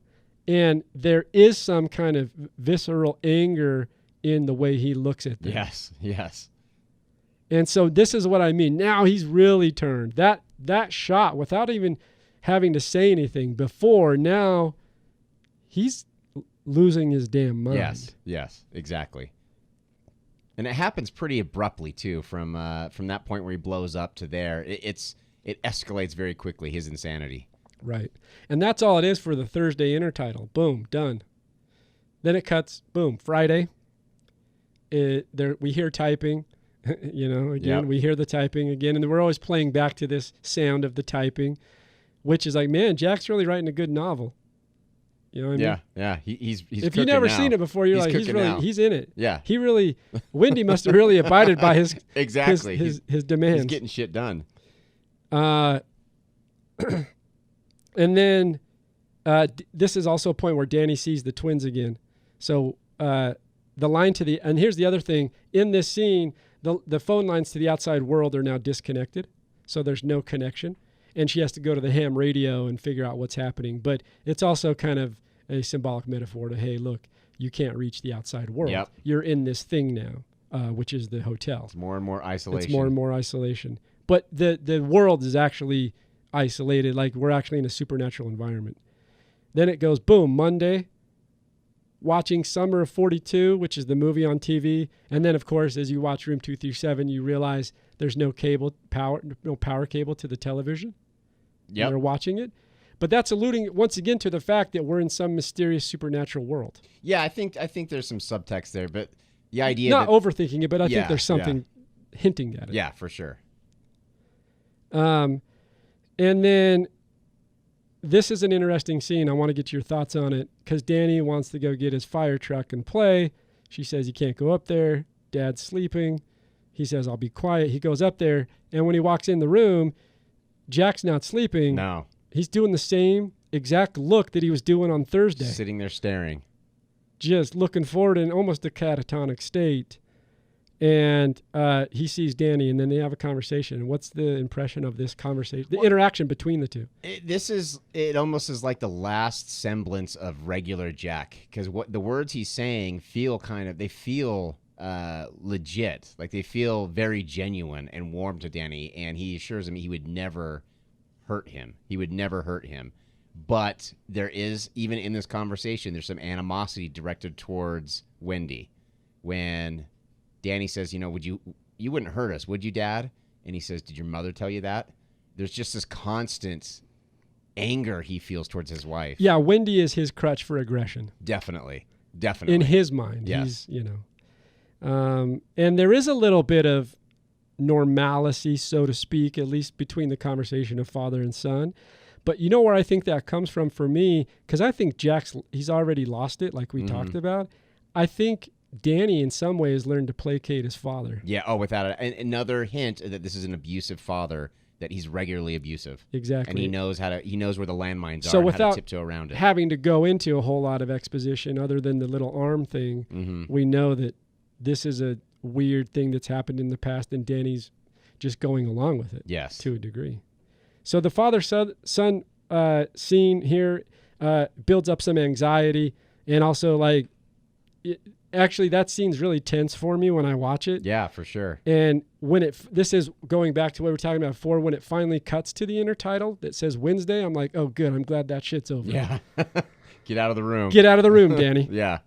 So Danny's playing again, and then on Wednesday now, this is where we're at, and he sees room 237 door open. The key, and he's like asking, hey, Mom, are you in there? Mom? Yep.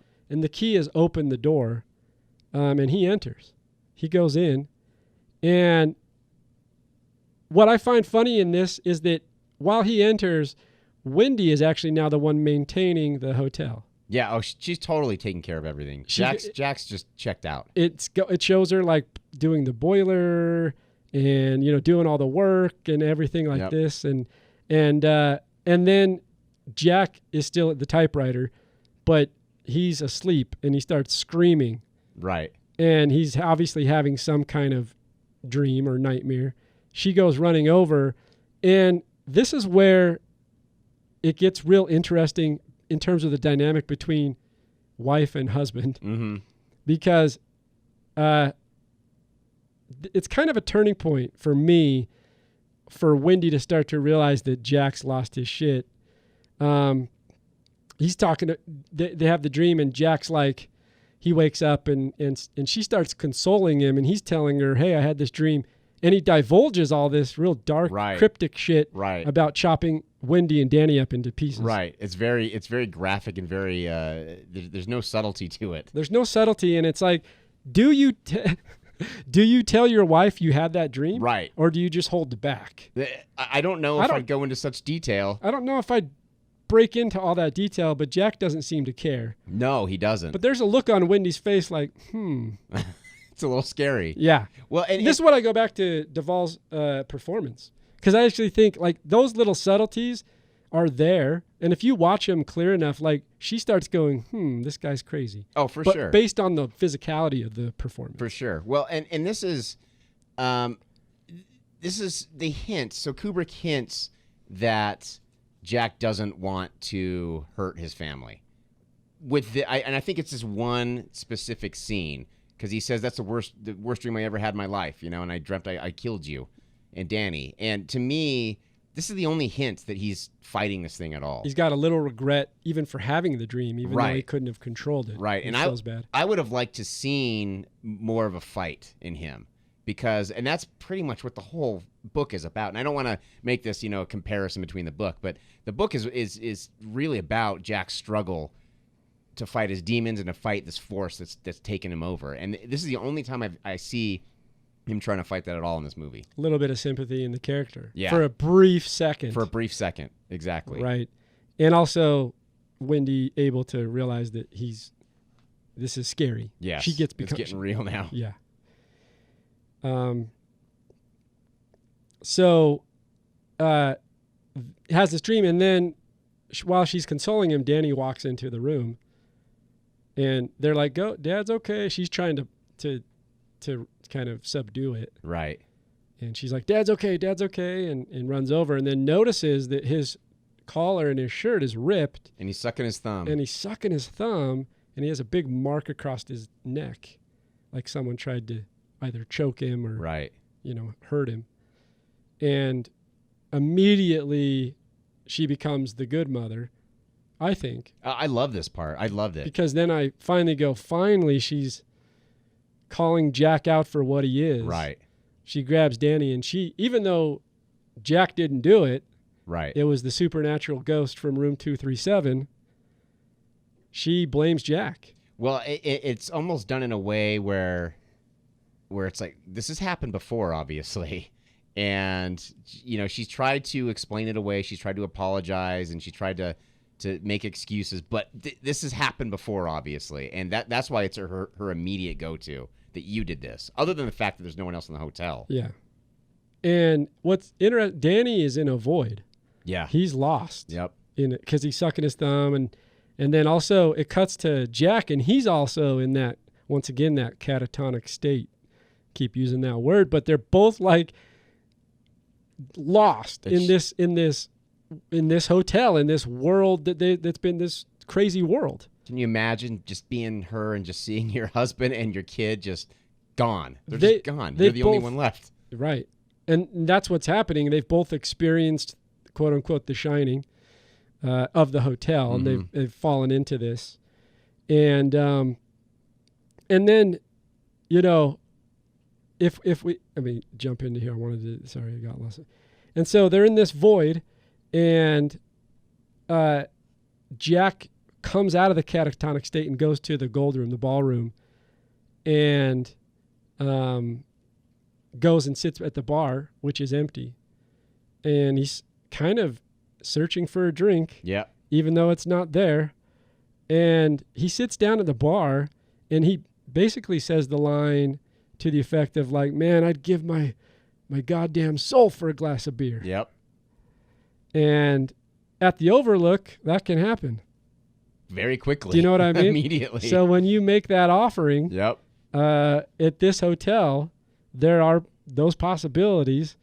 And this scene I love. This is another reason I love Nicholson in the role. I love this scene when he sits down at the bar and he's expressing his anger, what you think to be to himself, and he's talking about how he wants some alcohol. And it's this shot of him kind of breaking the fourth wall, really, looking right into the camera. And then he's like, well, he goes, hey, Lloyd. And you're like, okay, he's really lost his shit now. What the hell's going on? Because he's talking to himself, and it's real. Right.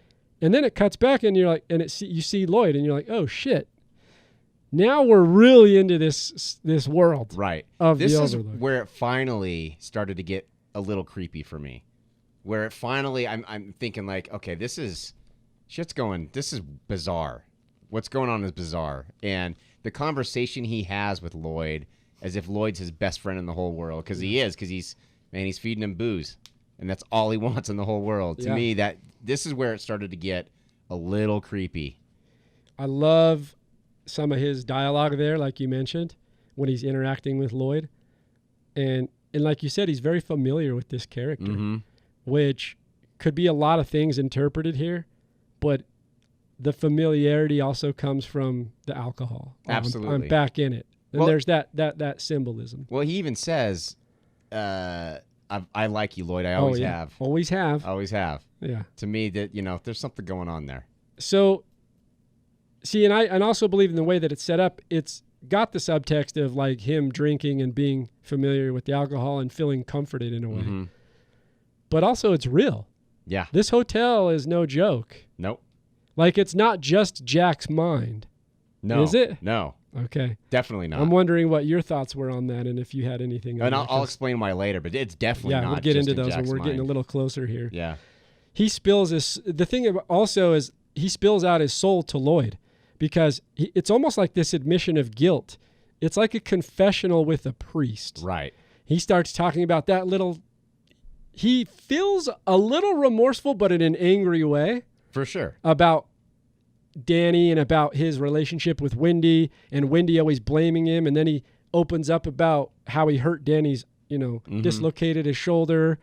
And he's like, that he had papers all over the room, messed my papers up. He's trying to push the blame, but he's also accepting some of the guilt and the responsibility in a weird way. For sure. It feels like he does, like he's starting to be vulnerable and own it a little bit, but then he talks himself out of it. Yeah. Where he's like, well, but he was doing this with my papers and it was a total accident and it wasn't my fault.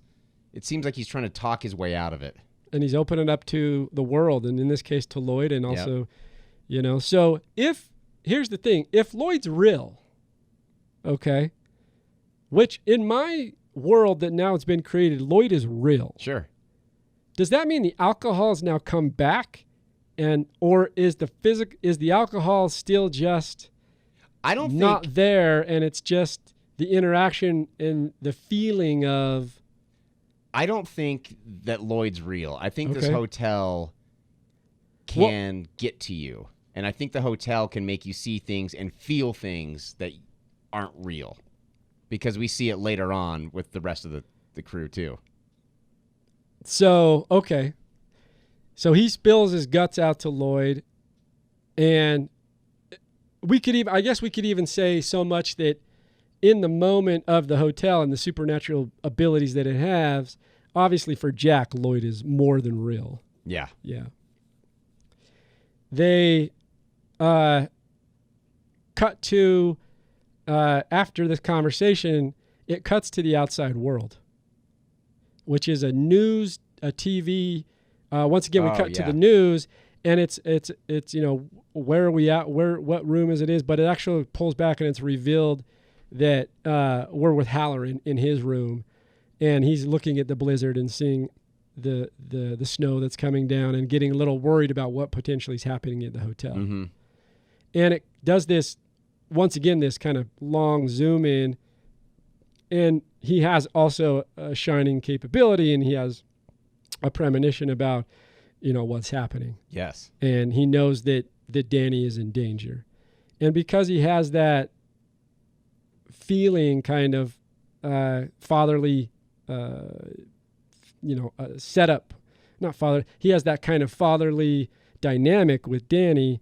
He immediately tries to figure out a way to get up there. Which is interesting because it does, the weather report does say the weather's going to be super warm and the beaches are going to be crowded, and he's kind of in paradise here in Miami. Yeah. But he's sacrificing that to go to a blizzard, and you see all the lengths he goes to get to the hotel to help this kid. So it's more endearing to his character as well. And it's also painting that picture that in some way he's kind of the father that you hope Danny would have. Yep, absolutely. Drops everything to go help him. Yep. And then back at the hotel, Wendy comes running in, and again now Lloyd is gone and the alcohol is gone, and she starts telling him that there's someone in the hotel with us. She goes, "There's someone in the hotel," and he actually is like responds to her like, "Are you fucking crazy?" Right. And he just had a whole conversation with Lloyd. Yeah, she's crazy. She's the crazy one. Exactly. Right. It's very, very Jack Torrance thing. But alluding to the fact that someone's in room 237 because Danny told his mom, "Hey, this is the person that tried to choke me." So here's once again where I go, is it real? Because if it's not, are we seeing all? Danny looks physically marred. Right. Well, at this point, so is this still all playing in people's heads? At this point in the movie, when you're watching it, I was thinking, oh, this might just be maybe Jack actually did do it, and maybe this isn't all real, and maybe he's just gone crazy. At this point, it's later on when I changed my tune. Okay, so let's keep that going. But then, so now because she tells him room 237, he still has the inclination to go visit room 237. Of course. So he goes up there. And he walks in, and what I kind of find interesting is it's intercutting between Jack walking into the room, not intercutting, but it starts out with a shot of Halloran having premonitions, and then it goes to a POV steady cam of going through room 237, and I still think I'm in Halloran's premonition. Yep. And then I see a hand come into frame, and I go, oh, now it's a cool transition. It is a cool transition. Because then it changes perspective from Halloran's shining capability, which is what you think you're seeing, right, to actually Jack being in room 237. Right. It's just a cool dynamic technically. So Jack enters the room and goes into the bathroom and opens the door, and it's revealed we've got a naked lady. A gorgeous naked lady standing there in the tub. And wouldn't you know, she wants to make out with him. And not only that, but first Jack's actually a little scared. Yeah. Then the curtain opens and it's revealed, some boobs are revealed. Right. And Jack gets excited. Well, and I think that's a cool shot as he's going in there and the curtain's half drawn in the bath and you just see the hand. I mean, that is scary. That's real scary. And Jack's actually like, what's behind the curtain? Right. For sure. What's behind the curtain. And then it's revealed once, like we mentioned, we've got a nude woman, and Jack gets a little excited. His facial expression's like, okay, I'm glad this was the person Finally. That's in the hotel room with Exactly. us. So, and then it's this, the interaction's weird because for me, I'm going, at first he was scared a little bit. Mm-hmm. Then it's revealed that it's a naked woman, and he's like, I'll just make out with a ghost woman. Right. I'm for it. Hey man, he'll drink ghost booze. He'll shoot the shit with the ghost bartender.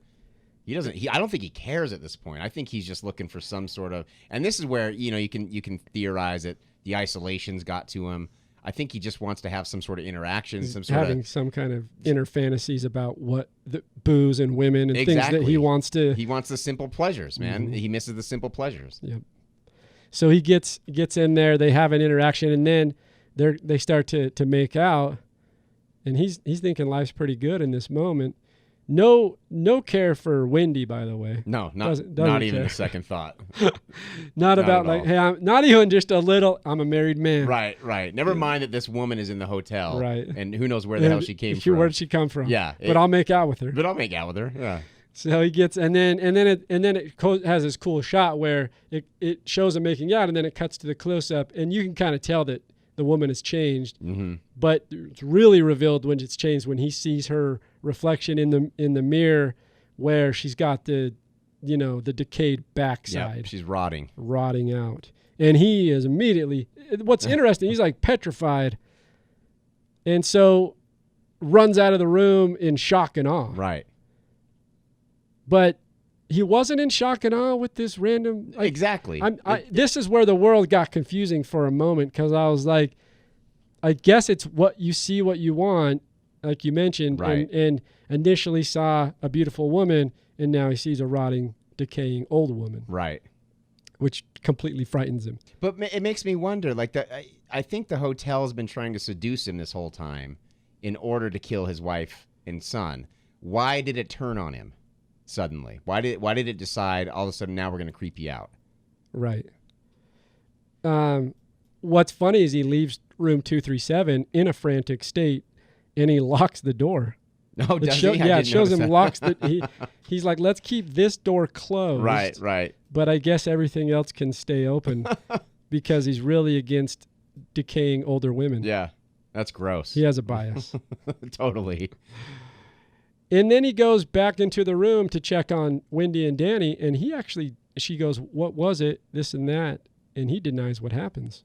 Not only that, but he doesn't look creeped out anymore. No, he doesn't. He's not frantic and scared and in shock. I would think that even if you wanted to hide it from Wendy, I would think that he would still be disturbed by what just happened to him. There would still be some anxiety and nervousness potentially, right. Yeah. And so he denies it, and then has a little bit of confrontation with her again. Every time he has confrontation with Wendy, and this is alluding to the fact again, he always finds his way back to the ballroom with Lloyd. Mm-hmm. That's his comfort. You know, the alcohol is always there. So every time there's a little confrontation, that idea that I'm going to find relief here is where he always ends up going. And when he's walking back through, like this is this part of that scene where, as he's walking through the hallway, now we're talking about time and space. Mm-hmm. We hear the music, we see the balloons in the hallway.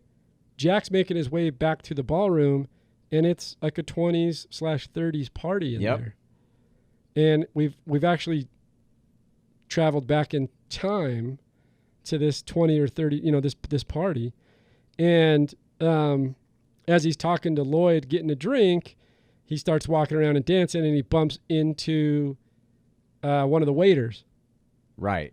And they go into, and he spilled all over Jack, and they go into the bathroom, and it's revealed that waiter is Delbert Grady, who is the caretaker from the 70s who killed his wife and children. Yep. Jack actually seems shocked again when Grady reveals his name. Yes.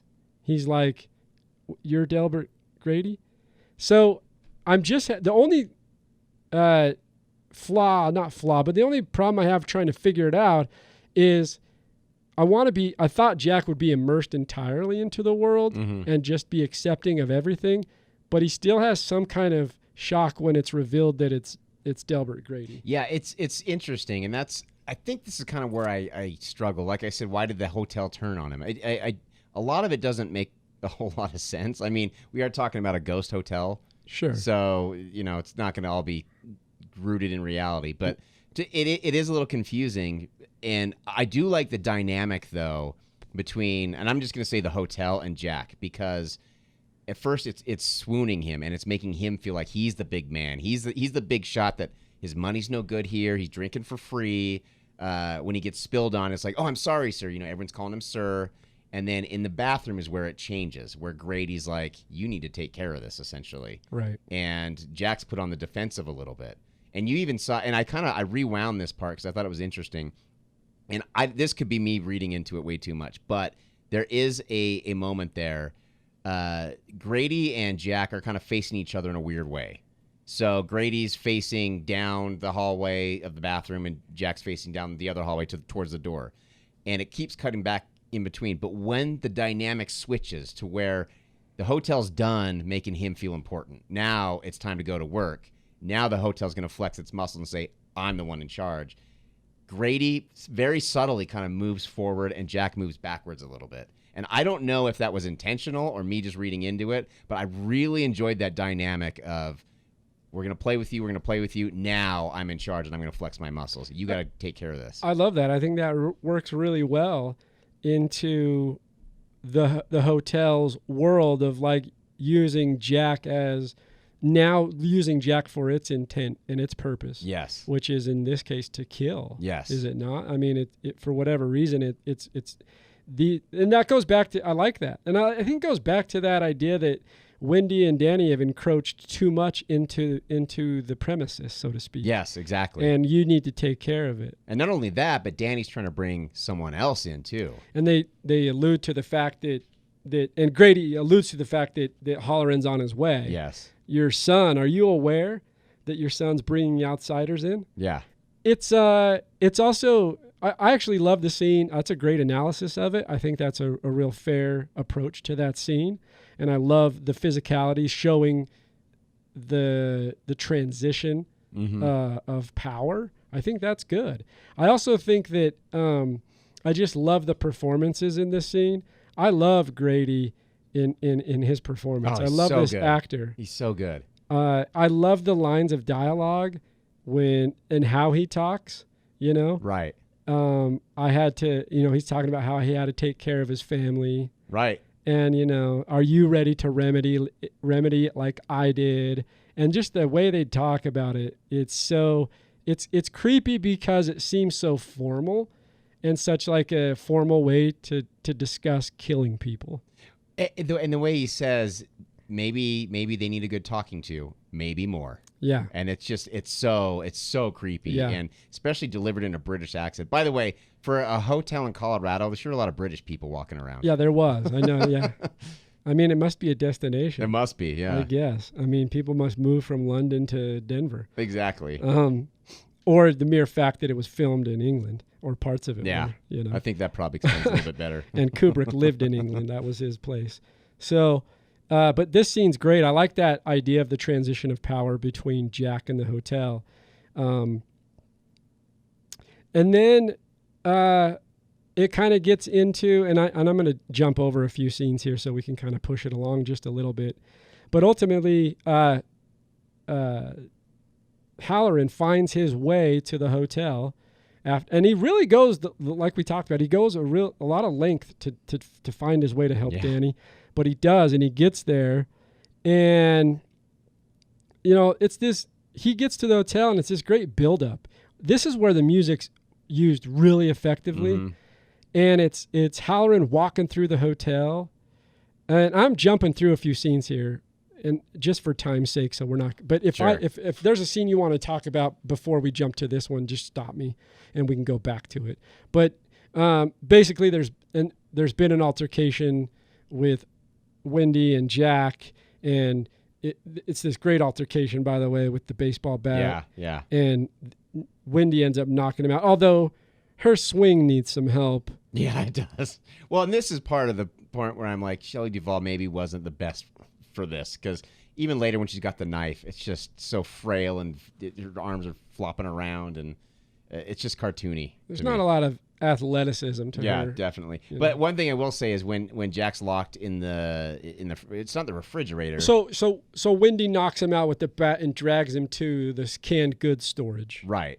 To me, this is the first part where I'm starting to realize the hotel. This is not all in Jack's head, because the hotel lets Jack out of the food storage. Right. And this is that's the first part where I'm like, okay, maybe there's more going on here. And it's also a good, because we were just talking about the scene with Grady and introducing to Grady, then the scene with the baseball bat, which is great. We won't get into the depth of it just because we want to move it along a little. Sure.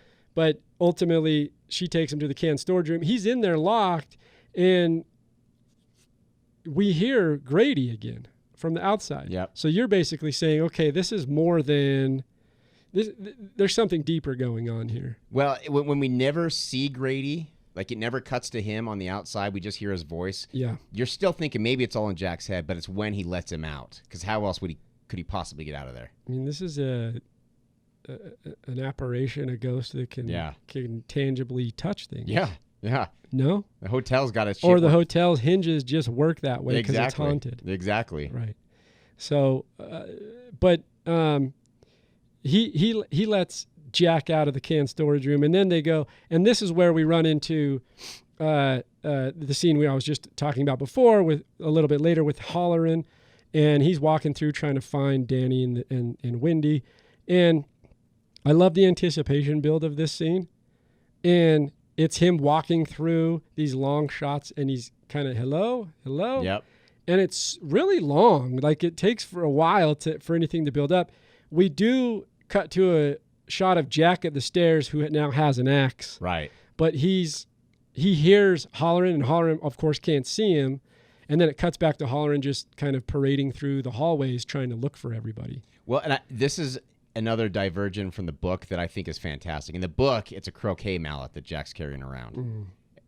Having it be an axe is so much more terrifying. I mean, the croquet mallet is scary enough, but an axe? Are you kidding me? I disagree. I just don't see the croquet mallet being scary at all. Well, when it's a deranged, abusive father hunting, I get that, but it's scary, but an axe is infinitely more terrifying. We've just upped the ante quite a bit. Yeah, exactly. This is serious shit now. And also, Halloran, when he's walking through that music, this is when it does. I mean, you were alluding to the fact that maybe there's a lot of it going on throughout the film, but this really builds it. Absolutely. In a, I don't want to say the cliche way, but also in the cliche way, right, which is just building suspense, using the music and elongating the scene right, until it's revealed and Jack pops out. And it's quick. It's super quick.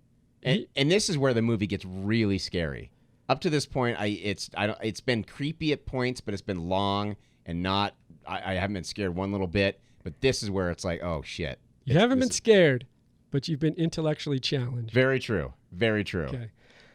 But he jumps out in this quick shot. He basically pulls a Leatherface in a sense of like it's quick. It's quick, and the cutting's fast. Yep. And that axe going into the stomach, I felt that. Totally. That was shot really well. It really was. And then cutting to Danny's face, where he knows exactly what just happened. Yep. It's so effective. Such great editing right there. I love that. Yeah. I love that. And then so now that's our first kill. Yeah. That's the first death. That's our first kill. Halloran's dead. Now, I guess in the book he doesn't die, or he does. I can't remember. I was reading somewhere, and I could be wrong, and I think he lives, but I could be wrong. I think that might be right. If I remember right, he might be in Dr. Sleep in the book. I can't remember right. It's been so long since I've read that. And now we go to this last 20 minutes or so where it's a chase scene. Yes. Through and through. Very intense, too.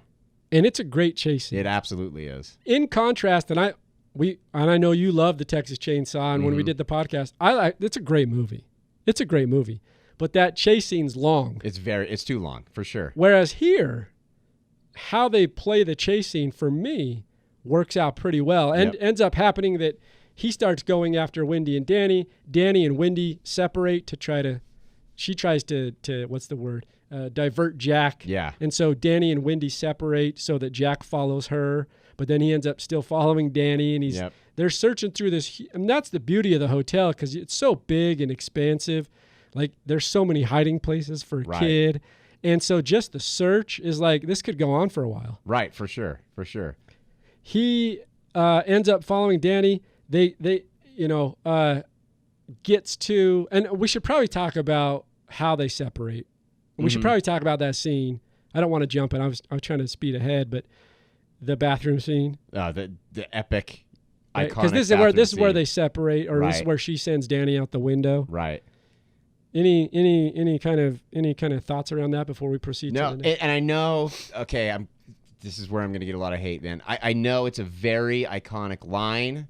It's a very iconic scene, but I don't love the "Here's Johnny" line. I don't love it. I know it was ad-libbed.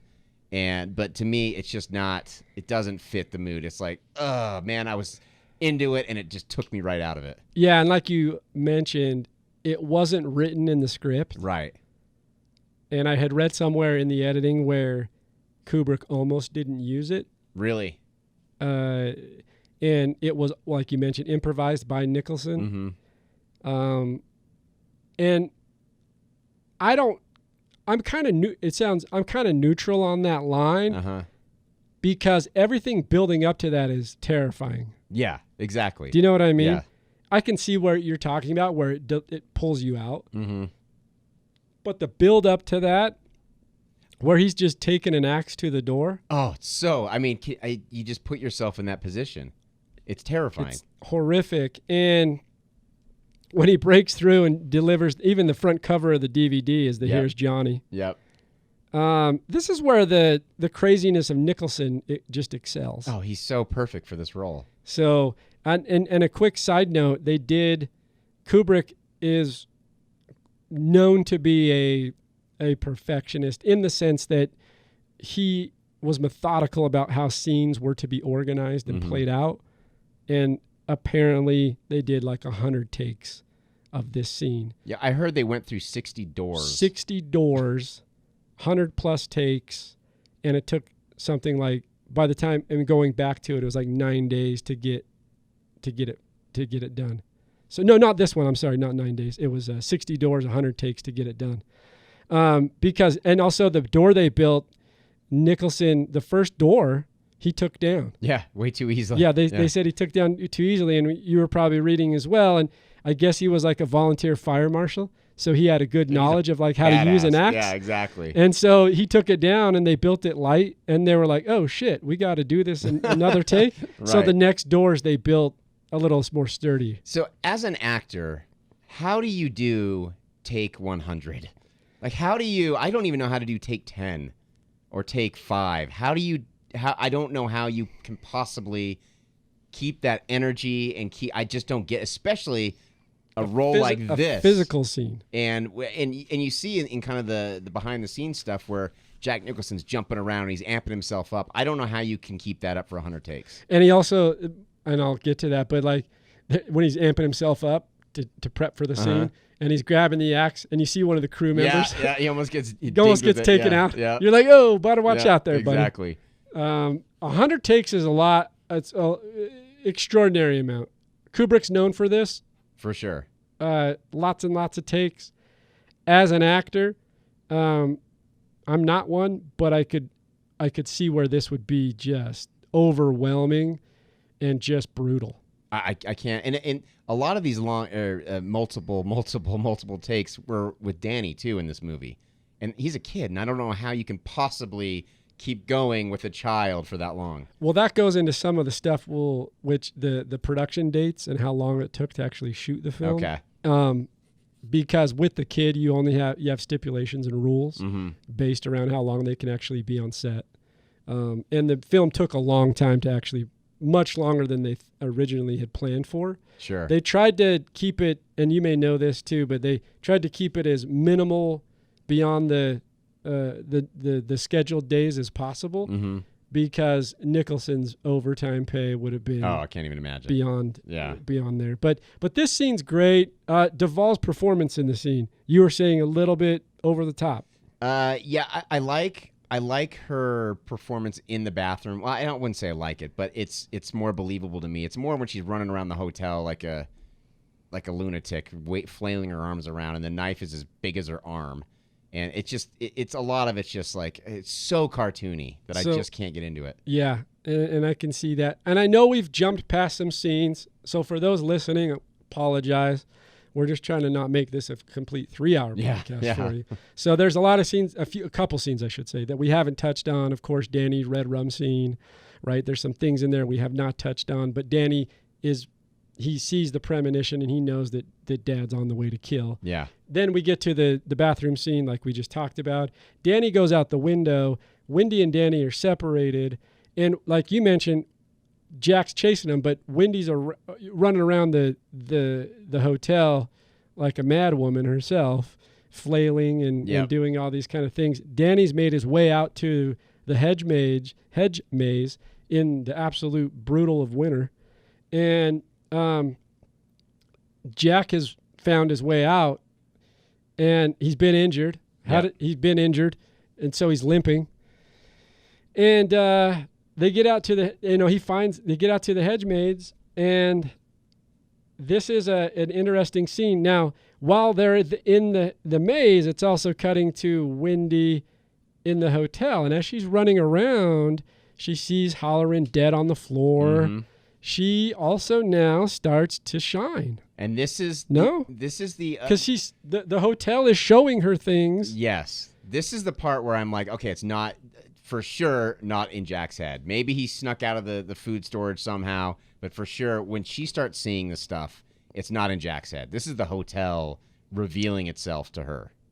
And there's a theory out there that I'll throw by you. Because Okay. why all of a sudden does Wendy see the things that she hadn't seen before? And that's a good question. I don't know. I mean, she sees the cobwebs, she sees the skeletons, she sees the party, the dude with his head split saying what a great party, and the guy in the bear suit. I don't understand what that's about. So she's seeing all this crazy shit, and I don't know why. I don't know why, other than I think that the hotel is just about done with them. I think this was a theory I read online, so we won't dive too deep. Okay. But at this moment, like you mentioned, the hotel is starting to reveal itself, and she's seeing all these things, but those things they resemble elements in a subtextual way about her past. Oh, interesting. This is a theory I read online. It's not mine. I'm not claiming it. Okay. And it has to do with her own skeletons in her closet Sure. that she deals with. And it has to do with particularly, and this is probably where it stretches a little, being abused as a child. Okay. And sexually abused. Sure. Because of the stuff she's seeing, it kind of, I mean, there's a bear giving a blowjob. Mm-hmm. You know what I mean? Sure. And teddy bears usually indicate like Oh, good point. some kind of childish, like kids like teddy bears. Right. That's a really good point. Anyway, this was a theory I read, and I was like, that's pretty interesting. I don't know that I agree with it entirely, but I do enjoy kind of going into that layer. For sure. And so the hotel reveals itself based on her own demons and skeletons that she holds on to from her own past. Well, and it might explain why she's with Jack, too, because cycles tend to repeat themselves like Absolutely. this. And abuse victims as children often choose partners who are abusive. Yep. And, you know, it feels kind of like home. And that's a really messed up thing to say, but it reminds her of that childhood. And that could explain why she's with him. Yep. No, that's another I like great that point on theory, something. actually. Yeah, I think the theory is interesting, and I read it, and I thought it was a nice one to talk about. Finally, an explanation for the teddy bear guy. Finally, an explanation for the I've teddy always, bear. my whole life, ever since I saw this, I've been wondering about that. So, well, that's one to go off of, right? But Yeah. nonetheless, we cut back to Wendy. I call it like her being involved in The Shining, in the sense that she's seeing these things, and the hotel is shining itself to her through her past. Interesting. Potentially. Danny's outside. He's in the maze, and Danny becomes a little bit of a sleuth here, like a detective, in the sense that like he's thinking about things. He's like, okay, how do I get rid of Dad? Dude, he's a smart fucker. That kid is smart, man. I don't know that if I was like his age, I wouldn't think I would have backtraced my No. footprints in the snow. Not at all. So Smart. Danny, now, can Danny have the shining gift and know whether he's really going to die or not? I don't know. It's a I'm good just question. saying, like, That's a maybe good he could question. just have a premonition and go, I'll be good, and just hang out. Everything's gonna be just fine. I'll just hang out in the hedge here. But he backtracks his steps in the snow and then finds a way out. Yep. And here's where I go back to my theory, because Jack gets left in the hedge Yep. and freezes to death, but Danny makes his way out of the hedge, comes out the other side, Right. and meets up with Mom, and everything has now, quote unquote, is reestablished to a normal world. Yes. And Jack is left in this intermediary state. Because what I was saying before is, and this is a stretch, this is my own hypothesis, Okay. but it's the hedge is the gateway into the world, Yeah. because they go in, and then after that, Jack really starts to turn. Danny goes back into the hedge. Jack follows him in. Danny finds a way out of the hedge. Interesting. Things Yep. turn back to Makes normal. sense. But Jack's caught in the intermediary. He's caught in the cycle or the world between both. Do you know what I Yep. mean? Yep. So that's my thesis on it from that perspective. And an interesting one about the last chase scene here, which which is, I want to hear your thoughts on this. Jack's chasing Danny before he gets out, and chasing him with the axe. He's limping along, dragging it.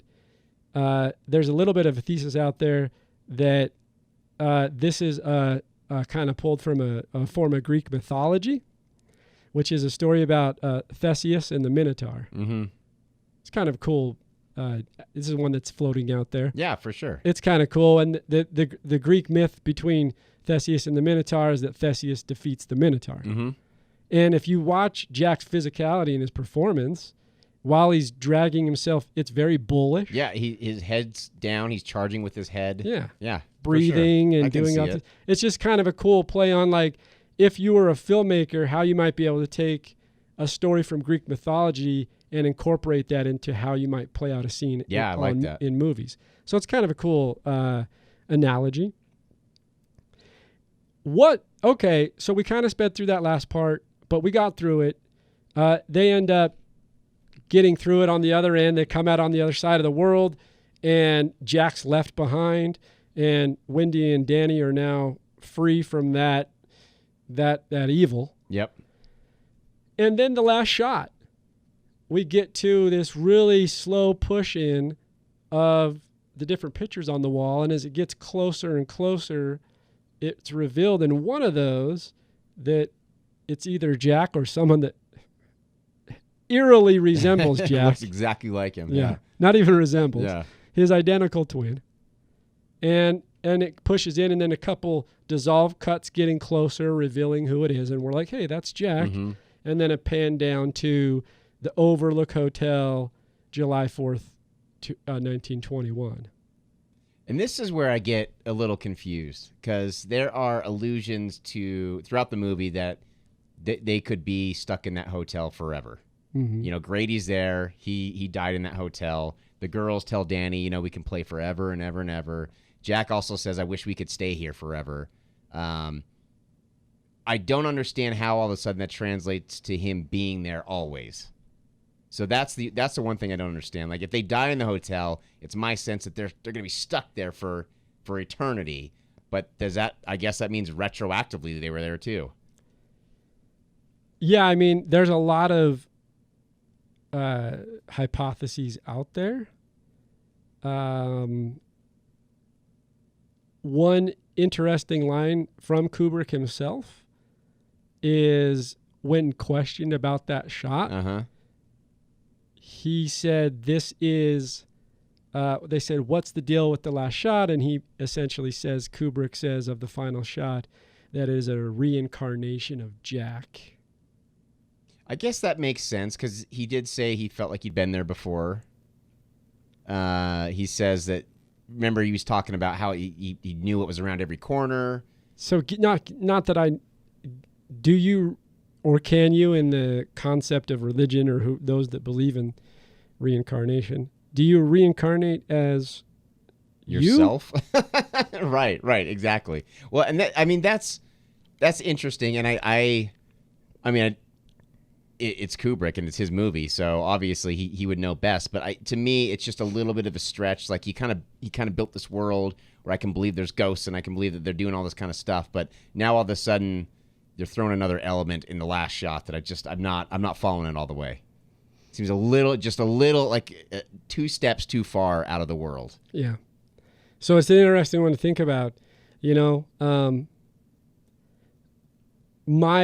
I think that I can see what he's saying there with the reincarnation, but I also believe that I would just potentially question if you reincarnate as yourself or someone that looks eerily just like you.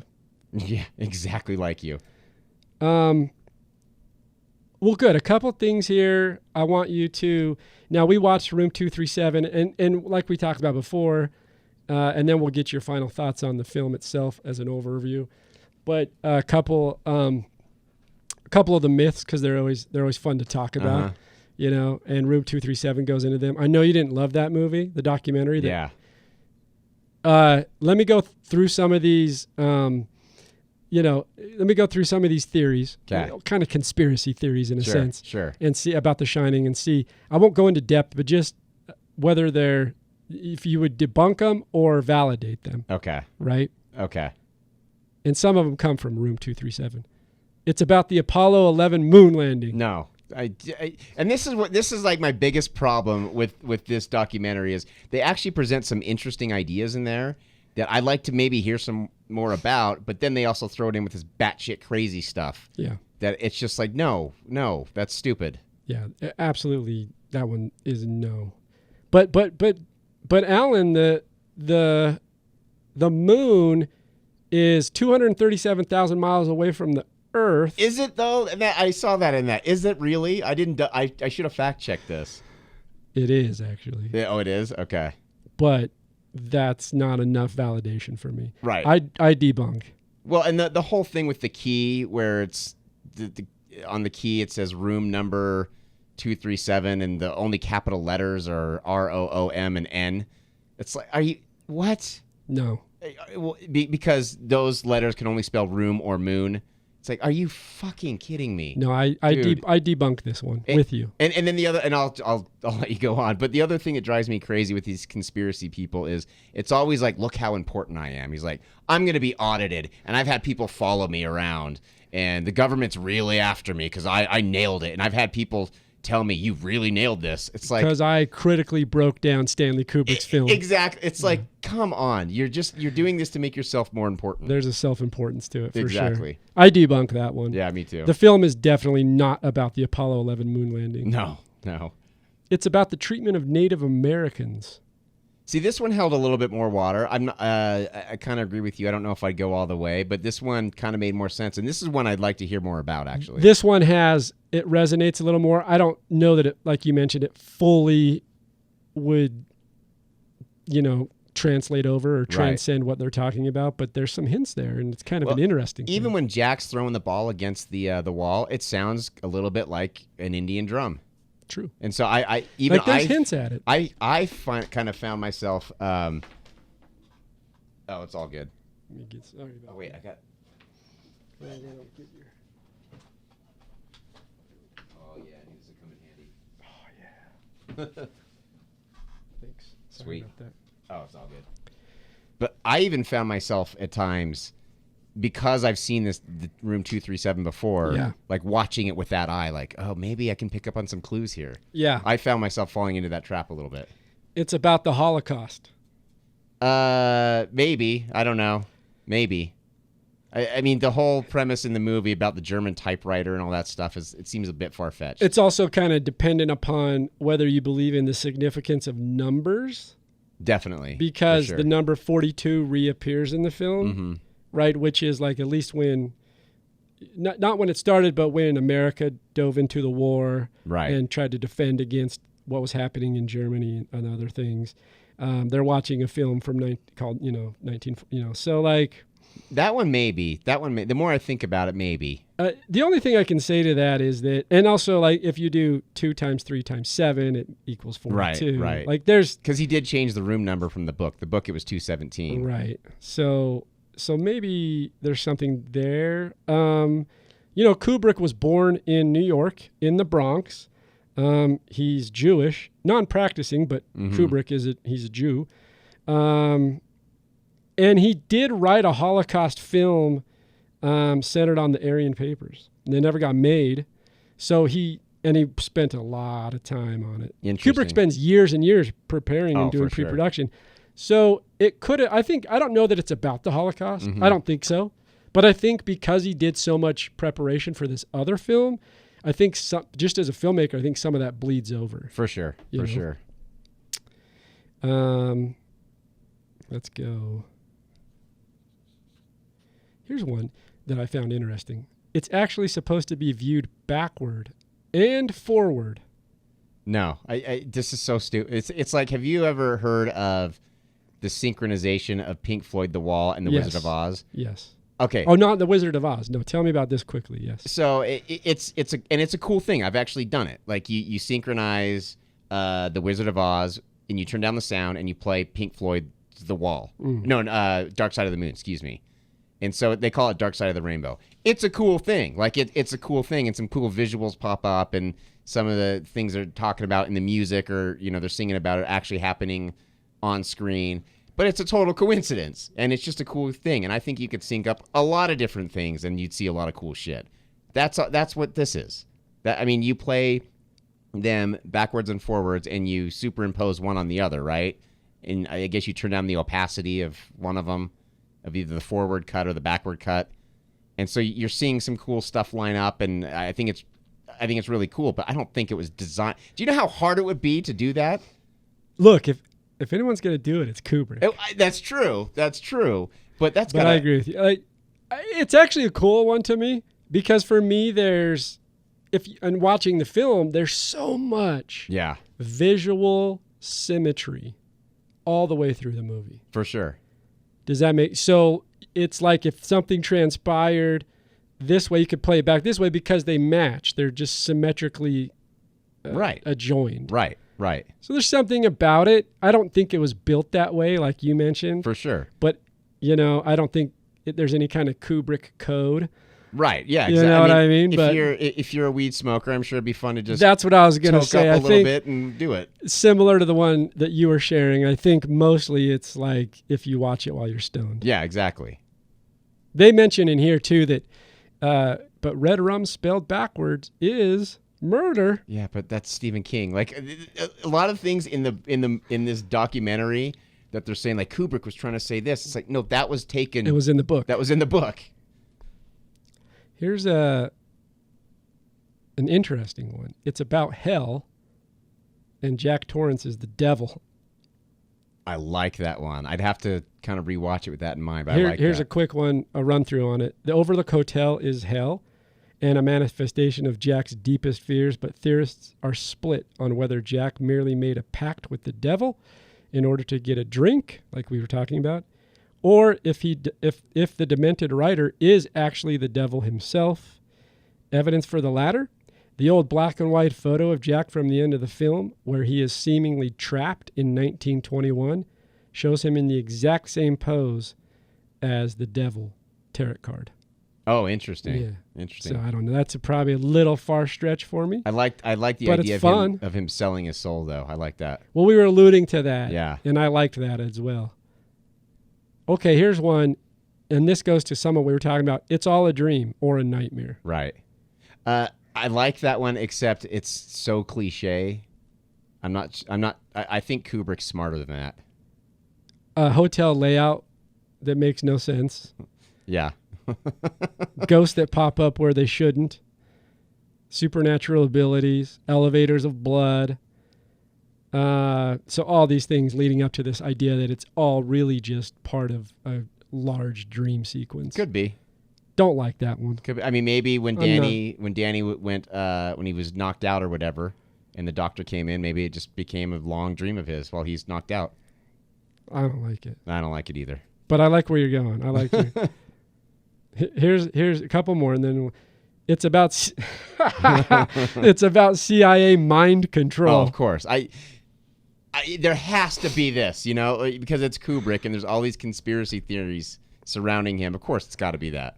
The CIA mind control. So the CIA ran a classified controversial behavioral program in the early 1950s to the 70s, which subjected its human test subjects to a number of illegal techniques, LSD, sensory deprivation, without their consent in order to ascertain the best methods of interrogation and mind control.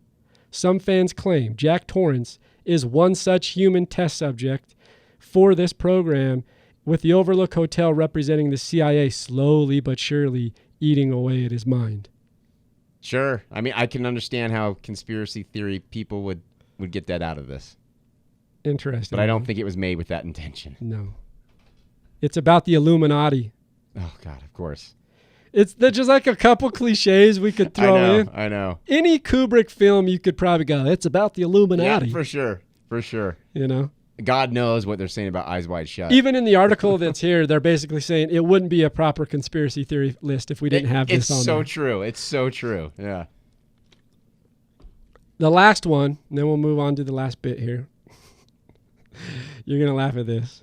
This is on IFC, by the way. Oh, is it? This is not like IFC is a legitimate, distributor, platform for movies, etc. It's not like BuzzFeed. No. Top 10 conspiracy theories surrounding The Shining. It inspired Frozen. What? Hear me out. Okay. Okay. The latest and possible craziest theory claims that Disney's endlessly popular animated film Frozen is actually the same movie as The Shining. Okay. They hypothesize that Ice Queen Elsa and Jack are a danger to family members whose volatility increases after a long isolation inside a giant, ornate, high-ceilinged building in a cold, desolate landscape. Okay. There's definitely some parallels. They go on to compare screenshots from both the films, in fact, look visually similar, including the ending shots of both the characters frozen in the wilderness. It's actually a really fun theory, but since Kubrick is no longer around to explain it, we won't go deeper. But that one's a far stretch, but it's funny. Right. I like that. And they actually were right about the character. Oh, totally. Elsa and Jack do share common threads. For sure. So interesting. There's some Someone's in parallels there. So Alan, tell me. So those are some fun things. Things you liked about the movie. Things that didn't, kind of as a wrap up, and also where you might place this on a rating scale 1 to 10. So this is a great movie, and I'm trying to separate myself from my bias from reading the book first as much as possible. It's a great movie. It's, as far as horror movies go, it's almost too good to be a horror movie, if that makes sense. And it's too important as well. And I'm not saying horror movies, I'm a huge horror fanatic. I'm not saying horror movies can't be important, but there's so much going on in this film that it's hard to classify it as just a horror film, because that kind of has a connotation that it's just kind of schlocky or it's got a B movie quality to it. And this is definitely more important than that. I don't think it's very scary. It's not until the end that I was really scary. I think it drags a lot, but this is definitely, I mean, it's an adaptation of Stephen King, and those, if you've ever read any of his books, they drag and drag. They're long. They're very long, needlessly long. And I did start reading it. Oh God, that's a. And then I got to page 100 and flipped and went to the end, and it was like 985 pages. I don't know. And I was like, I can't read the rest. It's ridiculous. Especially because the beginning starts so slow. Yeah, exactly. And The Stand is even worse. The Stand, I mean, it's considered his greatest novel, but it's over 1,000 pages, I think. It's ridiculous. It's a marathon, man. Yeah, that one I've never read because it's just too long. But so as a movie, I really enjoyed it. As a horror movie, if I was to rate it solely as a horror movie, I probably wouldn't rate it that high. But as a film itself, it's great. It's great, and I would definitely put it. Again, I'm a hard grader. I'd put it at a 7 to 7.5. Okay. Now you're speaking on the lines of being a horror movie. Entertainment Weekly has it as the 9th best horror movie of all time. Interesting. Don't know what, take it or leave it, right? Yeah. A couple pieces of trivia that are fun. So many changes to the script during the shoot that Jack Nicholson claimed he stopped reading it. He'd only wait for the new pages to be given to him each day. Nice. So it goes back to Kubrick's obsessive compulsiveness of like, I've got to have everything quote unquote perfect. Yep. Shelley Duvall suffered from a nervous exhaustion throughout the film, including physical illness and hair loss.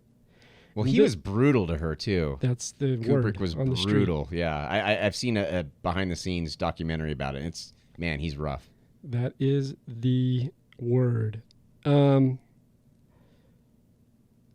you alluded to, Stephen King was disappointed in the film, and while admitting that Stanley Kubrick's visuals were stunning, he said that was the surface and not substance. He often described the film as a fancy car without an engine. And I kind of understand what he's saying there, because there is no redemption in this one. And in the book, that's a big thing, is Jack kind of makes a final sacrifice. He kind of has to, I can't remember exactly what happens, but he holds the boiler down while Wendy and Danny get out, and then it blows him up. But he sacrifices himself, and there's none of that in Kubrick's. Yeah. But unless you use my theory, and then it's a happy ending. Yeah. Because the happy ending is Jack stays in the intermittent world, the intermediary world, and Wendy and Danny, they live free. I mean, Jack wanted to be there always, so Well, now he's definitely sticking around. he definitely is. You're reporting. So, despite his reported abuse of Shelley Duvall on set, Stanley Kubrick spoke very highly of her in her ability in interviews, and he found himself quite impressed by her performance in the finished film.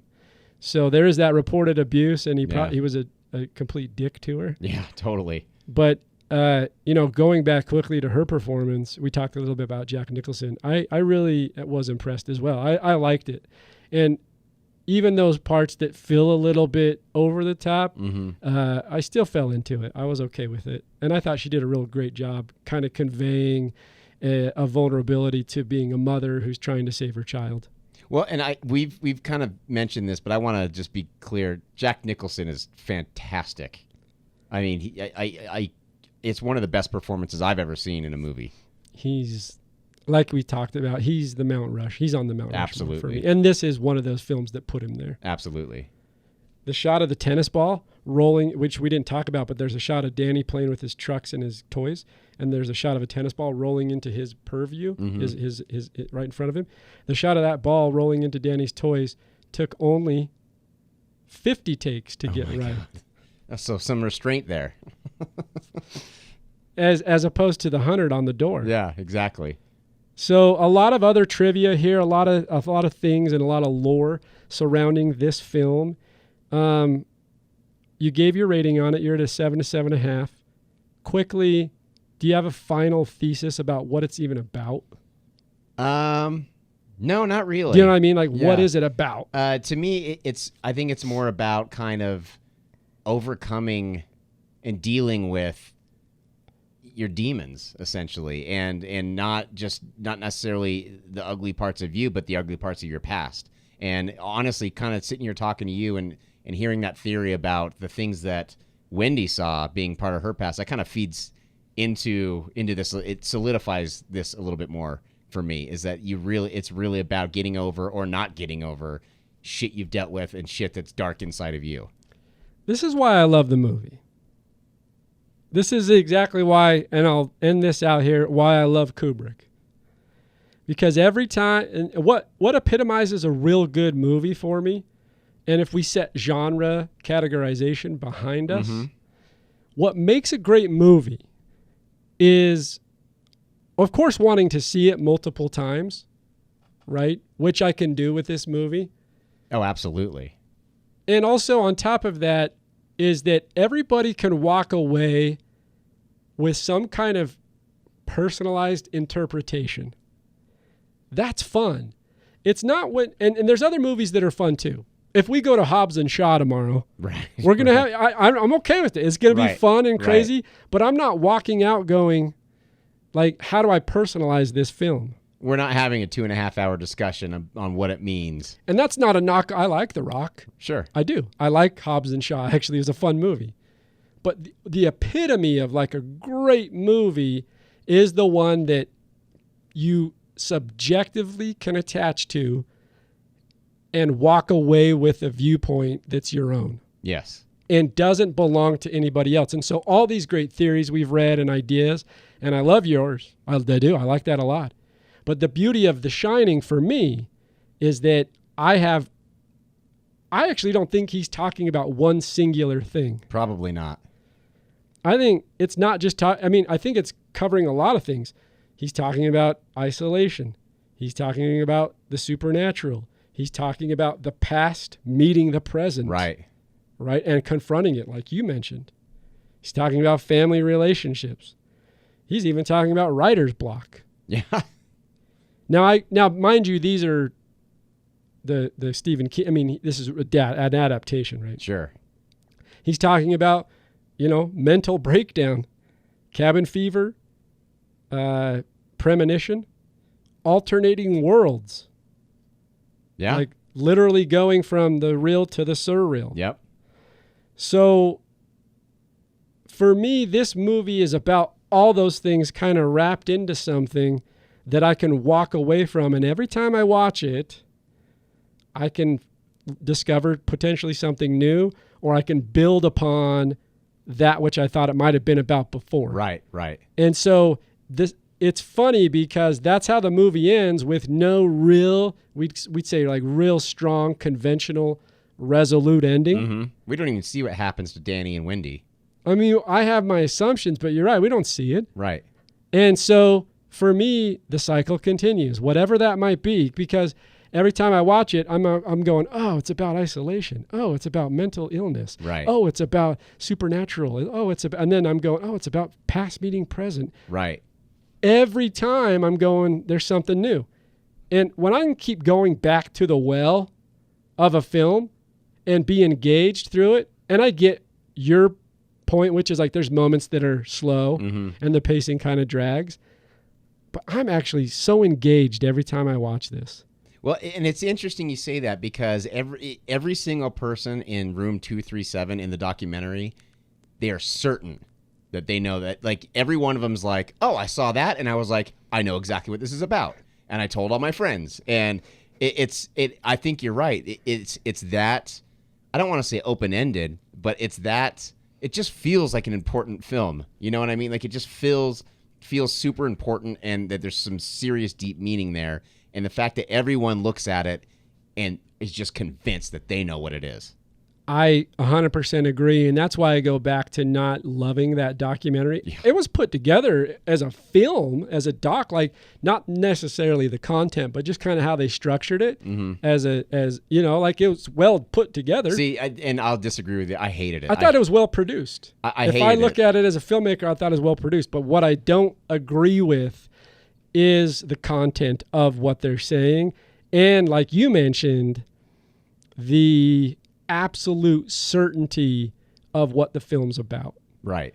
So for me, like I said, I don't think it's one singular thing and you can pull from the well over and over and over and over again. And that actually alludes to a little bit of what the context of the film is. Right. Because there's just like, they're kind of going through this thing and they're discovering and finding things out. And then we as the viewer are doing the same thing.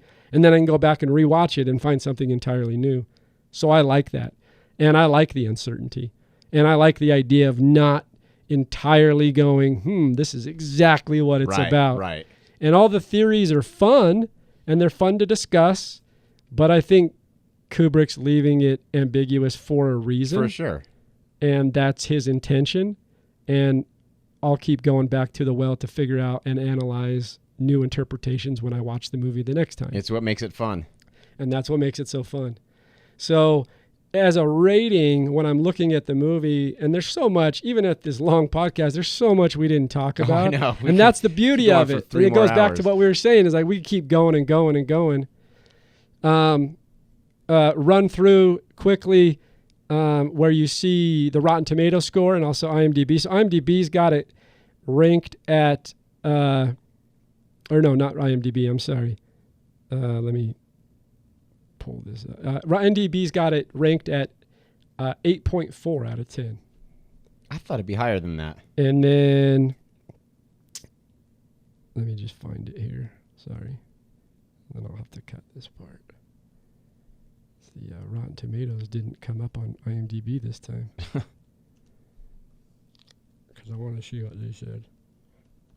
Fucking up your flow, man. What the hell? I gotta be cutting around this. There we go.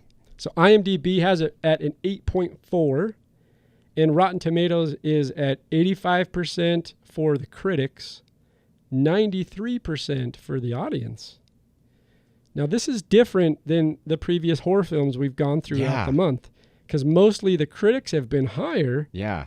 And in this case, the audience is higher and the critics are lower. Well, especially it being a Kubrick film, you would think that the critics would be just drooling all over themselves to give it high scores. Yeah, that would be the assumption. Right. See, this is what I would think more as far as the ratio from, critics to audience. I expected this more with the other horror films we've watched. I agree. Particularly looking at it from that filmmaker's eye, like we talked about in previous podcasts, which is like knowing what it takes to get shots and knowing the approach to the technical approaches to actually get things to look good and et cetera.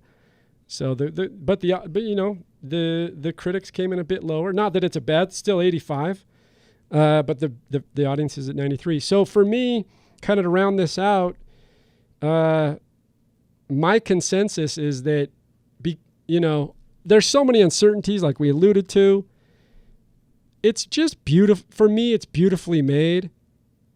There's a possibility. I like what you were saying before about the overuse, maybe in certain areas of the music, or potentially depending too highly on the music. Performances are, I think they're really great. We talked about Nicholson. I think Duvall does a great job. I actually liked Danny Lloyd. I thought for a kid to be able to embody this, a kid, but also a kid who has mental abilities, and also make it just kind of eerily believable and kind of feel bad for the kid in a way. Right. I thought he did great. And so really loved the performances. Of course, the beauty of the cinematography. I think it's a Kubrick film, so you're not really going to look at it probably negatively, really, in terms of how it's the composition of the shots and the mise-en-scene. The shot selections, the way that it's angled, the blocking, everything's just really well put together. But there is a but to this. It's not, if you're looking at the portfolio of Kubrick films, it's not even in my top 3. Oh, really? Huh. But, and we can get into that later, I will say, I mentioned The Clockwork Orange. Yeah. As being up there. For me personally, really, really, really love Dr. Strangelove. I just think it's fun and it just is so well done. But for The Shining, I'm going to come in, and I'm probably kind of coinciding a little bit here with IMDb. They're at an 8.4, and I'm going to give it an 8 flat. Okay. Whereas other Kubrick films, I'd probably go higher. I'm a higher grader, like we've talked about. Yep. But for me, that's a low Kubrick score. No, for sure. I'm actually really surprised to hear you say that. Yeah, I would. For other films, I'm going to go in higher. But for The Shining, I'm going to go in at an 8. And that's where I'll be on it. So this kind of wraps up our horror month. Went by too fast. By too fast. This was a lot of fun. Yeah. I'm glad we decided to take that angle on it and really look at the horror films. Of course, makes sense. It's October.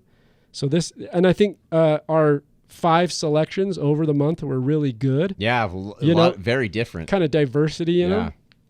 And so I would just, to any listeners out there, just go suggest to watch these movies that we're talking about and then listen to these podcasts and then make comments on, hey, you guys are full of shit. Yeah. Gabe, I hate your theory, the hedge maze. I've been podcasting a long time, and those are kind of my favorite comments.